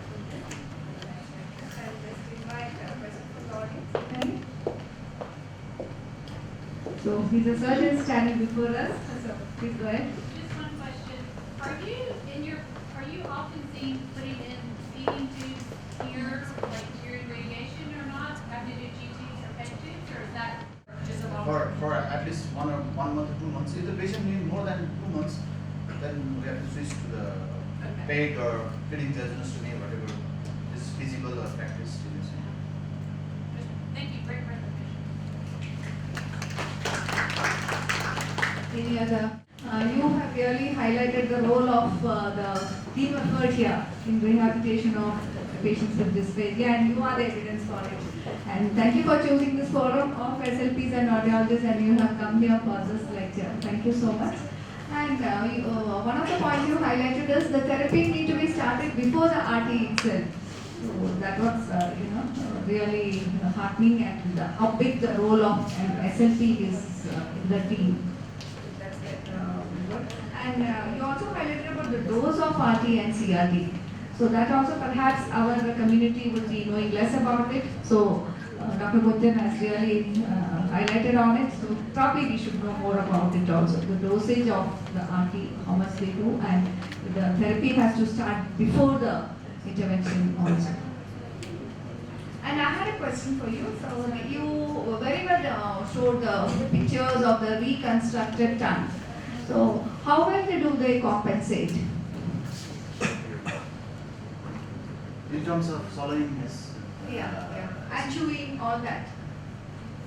Actually, generally what we practice here is after finishing the surgical and adjuvant treatment, following for the oral cancers, we then ask the patient to come every 3 to 4 months, every 3 months, and every 3 months we assess the patient in terms of disease control as well as in the swallowing assessment. And swallowing assessment, I generally just ask the basic things, and like swallowing, aspiration, pneumonia, recurrent chest infection, as well as any issue, and look at the weight of the patient as well, and send the patient to the swallowing therapist, Ms. Prabha is here.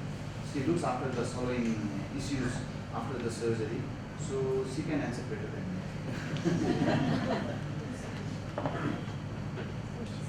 My question, Dr. Acharya highlighted about the reconstructive tract. So how effective or how much do they compensate for the real tract? It depends on the surgery they make and the area excision is handy. So basically if the excision is removed, the outcome is little poor, and if the excision is lesser, then they go near to normal solvent. What about do they assist the tract is useful in chewing also? Yes, if it is partially removed, yes, but if it is like almost total to or near total removal, then it's very difficult. What about the taste sensation? What I have seen, particularly if the lateral part of the mandible has been removed, there is less of swallowing issues as compared to the anterior part of the mandible is removed. There is a lot of swallowing issues, especially the patient is range-induced and is in the feeding resistance for months. Especially the anterior part of this mandible has been removed, and that has been reconstructed like in this picture. And this picture. And if this for the tongue cancer, it depends on the excision of the tumor. If there is whole of the tongue is removed, total prostatectomy, near total prostatectomy rather, it is very difficult for the patient. How much it is? It is very difficult. It is practically as a I think we should concentrate all these factors in the pre-surgical counseling as well, because when there's an extensive resection and when there's a pedicle plaque, I think we need to give a realistic picture to the patient as well, that the patient in future may not be able to chew hard solids. So I think even that counts as a major factor in the research counseling, just to give them a realistic picture. Because generally when after surgeons have done their work and they come to us, I think we are usually at that center point where the patient asks us, like, will we be able to take solids normally? So I think that should also be considered. So the SLP role will be bridging the gap also. Yes.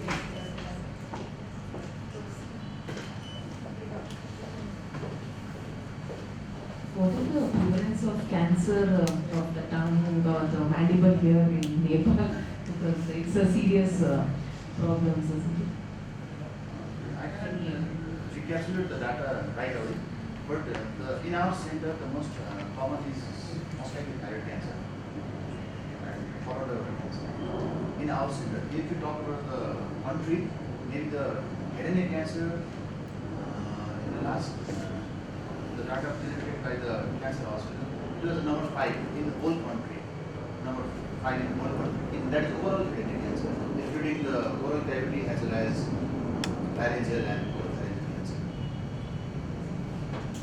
I don't know, I read somewhere, but in oral cancer for male, oral cancer was in second position for male. Okay. Because I think because they eat pulka and all this. Yeah.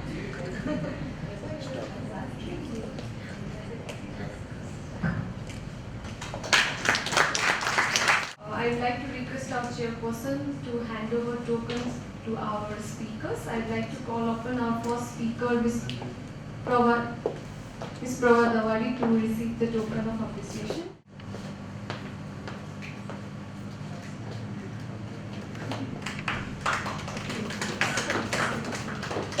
Thank you so much. I'd like to call upon Ms. Sara to receive the token of appreciation. And I'd like to request Dr. Kunjan Acharya to receive the token of appreciation.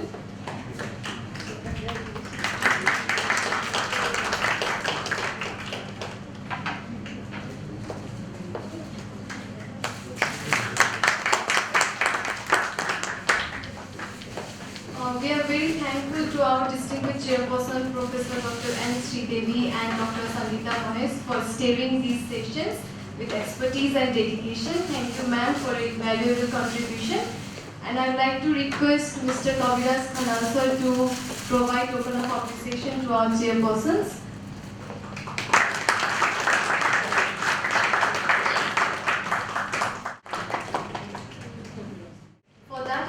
request Dr. Kunjan Acharya and Ms. Prabha Dawadi for chairing the sessions. Proceed to the seats.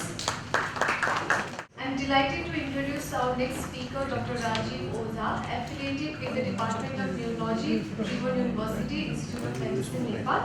He is an esteemed figure in the field of neurology with an MD and DM in neurology and prestigious fellowship from the European Board of Neurology. He holds memberships in prominent organizations like American Academy of Neurology and is a joint treasurer of Nepal Academy of Neurology, which reflects his commitment to the advancing in the field.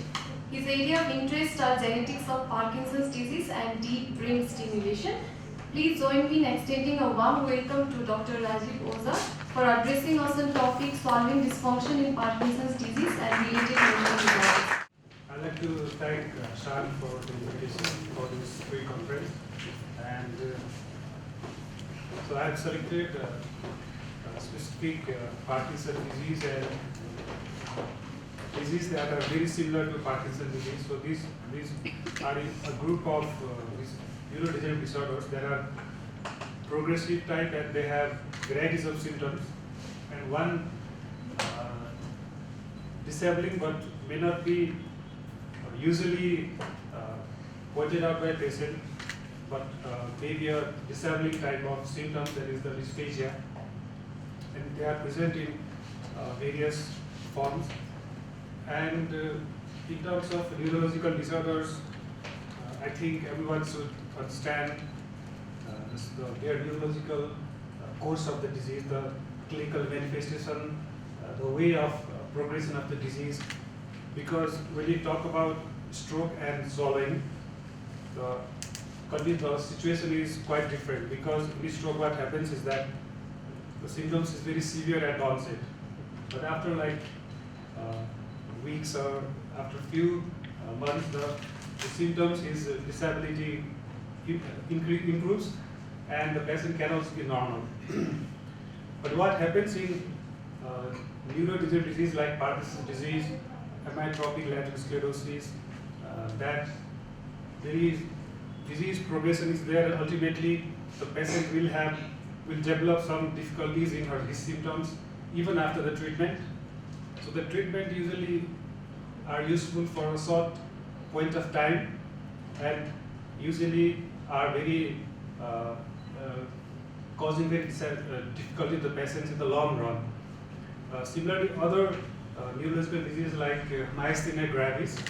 So it's a condition where there is frequent dysphagia and solid dysfunction, but ultimately the patients can improve with some immunotherapies and the patient can improve. So while approaching dysphagia or swallowing dysfunction, we have to first of all try to understand the disease course. What is the disease? What will be its outcome? So how it is treated, whether the disease is treated or not. So my focus of today's presentation is specifically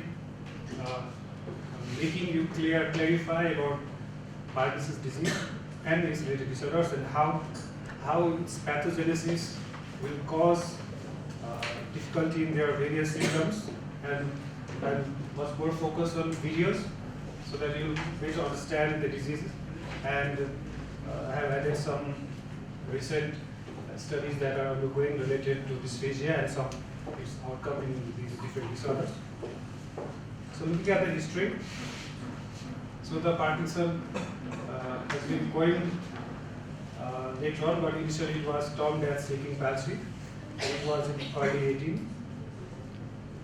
So it is the second most common neurodegenerative disease, and about 1% of the population above age of 60 they develop Parkinson's disease, and the burden is increasing because the lifespan of Parkinson's disease itself is longer.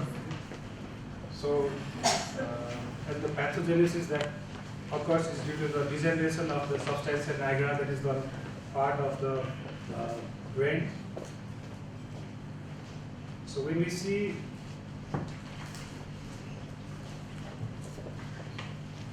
when you see this graph, this figure, we see the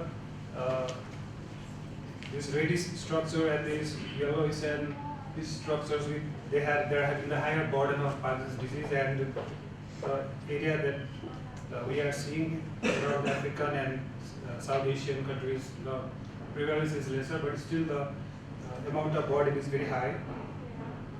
So it's estimated that about 50 to 60 per 1 lakh population they develop Parkinson's disease. So estimating that about 5,000 or 6,000 Parkinson's patients may be diagnosed in terms of Nepal, and only just 1 or 2% they are visiting our center. So there is still, we have to find the different cause or what's the there is lag behind the hospital visit of Parkinson's disease patient. So we see in Parkinson's disease, this is the substantia nigra. It's the part of the midbrain, so located at the center of the brain. So the degeneration of this substantia nigra will cause depletion of the dopamine. So what is the dopamine? It's a neurotransmitter that helps in the coordination of the movements. So even though your nerves are good, your brain structures are good, your hands and different body organs are good, but still if there is lack of dopamine, then you are not able to move it properly. So that is causing a lot of disabilities. And ultimately this dopamine connects various parts of the brain, from basal ganglia to the cortex, cerebellum, and other structures that come across in brain. So what is the pathogenesis of this disease? Why this disease occurs? So mostly it is hypothesized that gene and environment are the two major important factors that cause disease. And age is another risk factor. So with aging, the disease resolution progresses and the patient develops this disease. But still, there are a lot of genetic factors, and there are other unknown factors are there. So what these factors ultimately do, they interfere in the various pathophysiological mechanism. So they increase the various abnormal proteins in the brain. So that will help in the further degeneration of the substantia nigra and its connections. So when we try to understand the symptoms of Parkinson's disease, then what we usually see is that the patient is starting to develop the motor symptoms. That means the patient develops tremor. So there is the very prominent symptoms that patient himself feels it and he comes to our clinic. Besides that, he develops stiffness or rigidity of his body and the slowness. So these cardinal symptoms are the very important, and they are the early symptoms that brings the patient to our clinic. But what usually happens is that there are a lot of other non-motor symptoms. These are the below this tip of the iceberg symptoms. For example, the constipation. Right? This is a REM sleep disorder, so they might be having serious sleep-related problems before they develop this tremor and these other symptoms. They might be having hyposmia. They are not able to smell well. They are not able to. They are having depression. So these are the symptoms that might be happening in patients, and but ultimately the symptoms of tremor and these other features could be the prominent features. So we have to know that they might be having this sort of varieties of symptoms. And as the patient aging goes on, then he will be having more other symptoms. For example, urinary symptoms, and we will having dysphagia as well, and he will be developing dysarthria, and patient will be having frequent fall. The patient is not able to maintain his gait, and even the medicine that was working fine in the past may not work well, so the medicine will not last longer, and he has to take high frequency of medications per day. So these are the various symptoms and the problems that happens in Parkinson's disease. So And we do the staging. So the early stage, the patient and the normal people may not be like easily differentiated. So after taking the medicine, the patient looks normal. His tremor is gone and he is doing very well. But after some time, some years, then the patient is not working well even with the very large number of the high frequency of medications. So ultimately, patient goes on wheelchair bound and his severity increases. So this is the course that we have to understand while evaluating the patients with different symptoms. So we just see some of the videos so that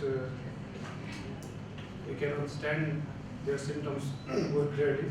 So we just saw, so this is the resting tremor, okay? Very subtle, and you can see, what you can just see with the like first glimpse, then we can see those patients. And so you can see this patient is like he's walking very slowly, so the gait is very short, okay? And while turning, he has very difficulty. So these are the other symptoms that you see in Parkinson's disease. So let's see another video where the patient is tilted and he is walking slowly. You can see the tremor in his hand, okay, and some deformities in his hand as well. So this is another group of symptoms that we can see in Parkinson's patient. So besides these symptoms, they will be having bulbar symptoms. So bulbar symptoms means they will be having dysarthria, dysphagia, and hypophonia. The speech volume will be reduced, and siluria. So they will be having high frequency of oral secretions dribbling from the mouth. So in Parkinson's disease, the dysphagia incidence is very, like, they have different studies with various values are there, so 30 to 52%.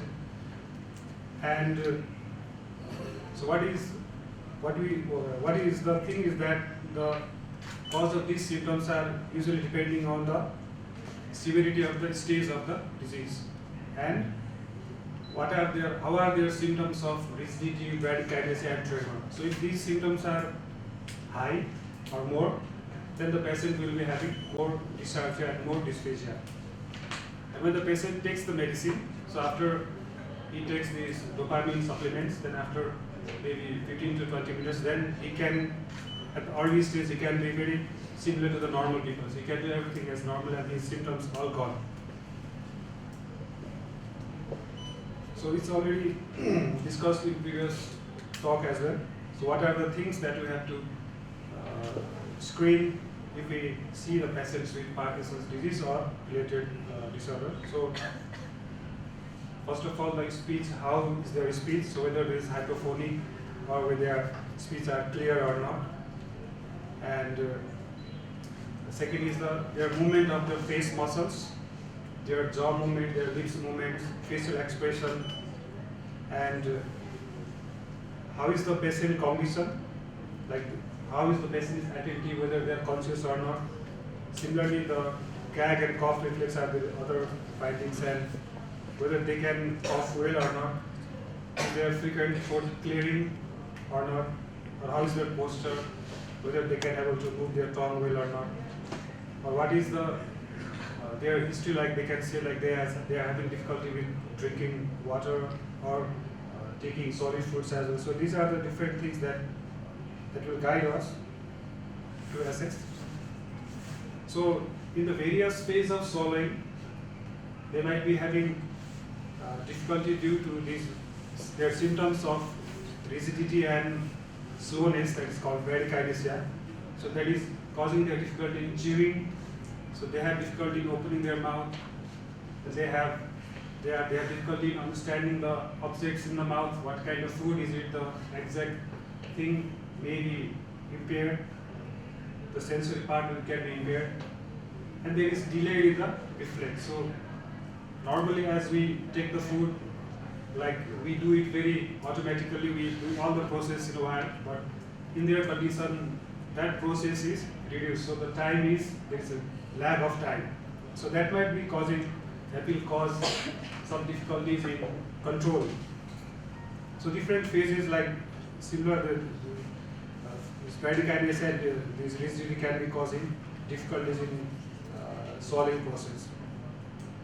So in part of the subjective symptoms, the patient may not complain, but there is some studies that shows that with objective test and analysis, about mean of like 80% of patients with Parkinson's disease, they have symptoms of dysphagia.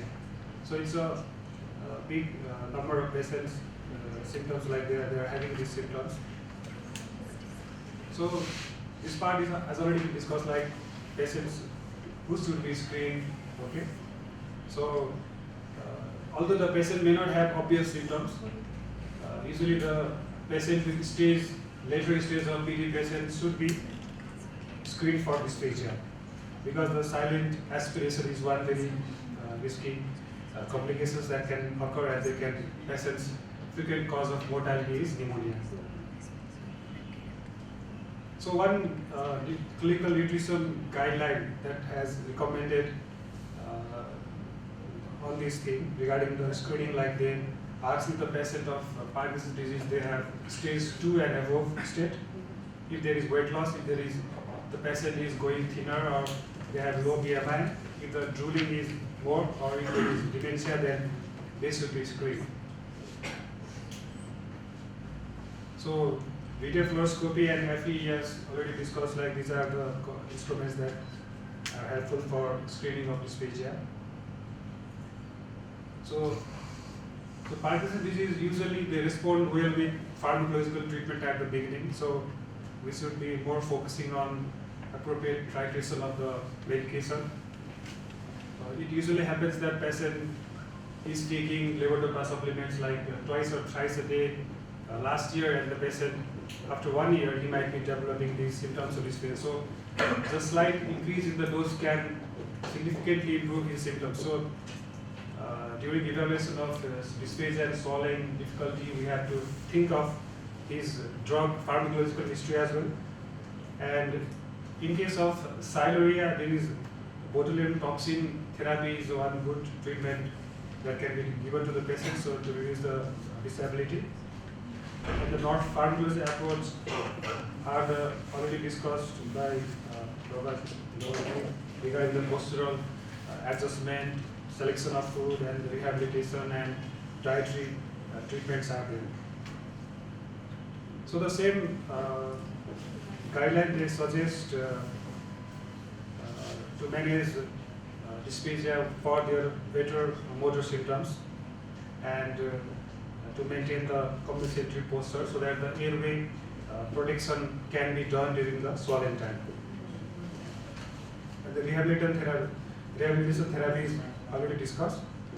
So other effective treatments could be sometimes surgical intervention, bolus modification, neuromuscular electrical stimulations, and postural and airway protective maneuvers, pharmacological interventions besides levodopa. There are other medications as well, and some exercises and video assisted therapies. And I will not go much detail about these other therapies. So one thing I would like to add is one chin talk maneuver that is usually in few studies of our PD patients, they have done these studies and it was found to be better, but still while comparing to fluid, like thick fluid has been found to be better, and they are having less aspiration than this chin talk posture. So this one has been a recent study as well. And regarding the diet in Parkinson's disease, like one thing we should be very careful that when we prescribe the medication levodopa, if the patient is in fasting state and he is taking the medication, the levodopa has been found to be well absorbed and well distributed, so that the effects is better and it lasts longer. If the patient had just taken his food, usually the high protein diet food, usually these proteins are associated with reduced absorption of this dopamine, so the effect may not be last longer. So we have to see whether the patients are taking the medication on timely or properly, so we have to think this thing in mind. So after Parkinson's disease, these other types of Parkinsonism are there. So what is the main difference between these two conditions is that Parkinson's disease, there is just reduction in the dopamine due to the degeneration of substance nigra, but rest of these pathways are working well till late stage. So they respond very well with medication. But what happens in these other Parkinsonism conditions, for example, we see a lot of other conditions like multiple system atrophy, progressive supranuclear palsy, drug-induced Parkinsonism, even after post-stroke Parkinsonism. So what happens in these conditions, like they have atrophy of the various tracts, various structures of the brain that cannot be maintained by the supplement of dopamine. So ultimately, they don't have specific treatment, and this disease progression is very fast. So their lifespan is maybe a few years, maybe 5 years or 10 years. But in contrast to Parkinson's disease, like Parkinson's disease, they live well up to 20, 30 years, even longer. And the recent deep brain stimulation is a surgical intervention that we can do in the advanced stage of Parkinson's disease, has caused a better longevity, and they have improved the disability as well. So I'll just try to show you some disease state like multiple system atrophy. So this condition is related with autonomic failure and Parkinsonism, and some patients have cellular form of MSA.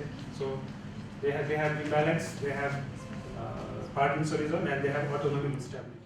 He is very slow and quite symmetric symptoms are there, and he doesn't have any better response to levodopa after we increase the dose. He didn't show any improvement, and the MRI showed a lesion very typical to multiple system atrophy. So this is the cerebellar type of MSA. What you can see is here his white-based gait, and he has difficulty balancing. But after which, some medications, like there are some medications available to provide the supplements, for example, for the cerebellum, amantadine is there, so thiamine is there. So these medications sometimes they can improve a bit, not much significant, but still some patients find it well after taking these medications after some time. So this is the case of progressive supranuclear palsy. So they usually have this gaze palsy, they cannot look upward or downward, and they have difficulty balancing, and they tend to fall backward usually, also can fall in the front. So they are also having symptoms of bradycardia and rigidity, and they all can have dysphagia, maybe a bit earlier and more severe than Parkinson's disease. So this is another case of vascular Parkinsonism, like after 2 or 3 strokes, she developed a severe cognitive impairment. She was not able to communicate. She has emotional liabilities. She frequent cry, and uncontrollable cry was there. And the gait is very difficult, so she needed 2 or 3 family members for the support. This is a case of alcohol-induced Parkinsonism. Comparatively not severe, but the patient has walking difficulty. So comparing to like a few years back, he was quite active, and after taking the valproate for bipolar disorder, he developed very slowness of his activities and tremor in his hand, and has caused disability in his daily activities. So still these patients have dysphagia is a major problem, and they may not experience these symptoms at earlier phase, but still some part of their disease progression much earlier than Parkinson's disease, they have these symptoms and they need more assistance. And the treatment usually for these patients, even with a lot of varieties of treatment tried, mostly are not that effective as those in Parkinson's disease. So this is the patient of MSA, likely MSA. So recently I been in our ward, and she has very difficulty while eating, like she was not able to hold the food well. and the food usually drop while eating, and even the food that she takes in mouth, it comes down, so all the like surroundings become filled with like rice, so it will look dirty. So the family members are quite worried about these symptoms. So they usually have to be fed by some other family members, and the disability is very high. So take-home lesson is that dysphagia prevalence is very high, and the subjective complaint can be very less because there are motor symptoms and the other symptoms burden is very high, so they may not complain with most of the things. So these symptoms can be, we have to subsequently try to find out if they are follow-up, if even the complaint is not there. An assessment can be done, and I think we can plan in the future with help of our team that stage 2 or more higher stage PT patients we can send for assessment, and we can plan for the nutritional and disease progression, better control of the disease progression as well, and the proper selection of medications, especially for Parkinson's disease, can be tried in the earlier part of the disease, so that the patient can maintain their life longer. Thank you. Okay, that's it. It was wonderful talk. If audience have any question, please go for it. If it is drug-induced Parkinson's, the drug is necessary, like you said in bipolar disease, we had that for it. So, what's the progression? If it's the same symptoms are same, or it worsens like neurological? So out of all these conditions, one drug-induced Parkinsonism maybe is better because the progression is usually stopped after we stop the medication or we change the medicine. But sometimes the alternate medicines are not available for their primary conditions. So we have to make it at a lower dose, as in our case. So we are in talk with psychiatry department to add another medicine or find alternative for this valproate for his condition. We have few cases, for example, in case of migraine, flunarizine is quite oftenly prescribed, and the patient during the COVID time, we had 2 or 3 patients like they took the medicines for like 2 years, and they presented with this tremor and Parkinsonism. And after we stopped the medication, these patients improved quite well. Yeah, So it depends. Yeah, I'm saying in the conditions where we can't stop the medicine, Yeah. and the doses might increase. So if that will cause the Yeah. worsening of symptoms. Of course, in case of valproate, like if we have to so in case of epilepsy and this psychiatric disorder, the valproate is sometimes very potent medicine. So these medicines, like if we increase the dose, then the symptoms can increase. So we have to find alternate. Otherwise, the symptoms will worsen.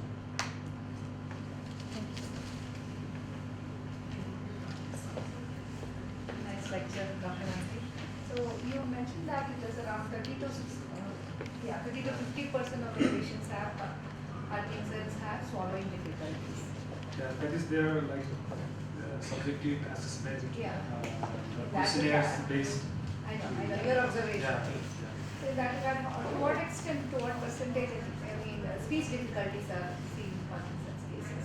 That is, I think, more than dysphagia because More than dysphagia. because what happens in Parkinson and these disorders like bradykinesia and hypokinesia of the facial and these bulbar muscles, so that is causing dysarthria. Usually the first complaint sometimes they can come with because they are starting having less talk, the volume is very less, unclear speech. Yeah, the tone is very monotonous. Yeah, it's monotonous, and so it's quite common that these are more prevalent, more severe. But are these speech difficulties seen at an early stage? I am asking you Yeah, this early. because we do conduct a study on their co-articulation, that is a component of the articulation, the speech intelligibility. So we found that patients with a moderate level of Parkinson's also, the speech intelligibility was almost intact. It was not affected. So when we, we couldn't really see a speech difficulty in such patients. Yeah, because if they are in like medications and they are proper control. So if assessment is done during the what you call it on time, so their medicines is working well at a good level, drug level, then they might be having like they look very normal. So almost like they don't have bradycardia, they don't have tremor, speech will be clear. But after the drug effect goes down, maybe 3 to 4 hours later, then at the time they can have these severe symptoms. Okay. Actually, we saw patients who come to a club who, in Mysore, where I come from, there are Parkinson's club. Probably they are there in Nepal also. Yeah, we have one Parkinson's society, so we have about 150 members. So I'm also thinking that we have a speech therapy team and we can have some programs making something for them as well.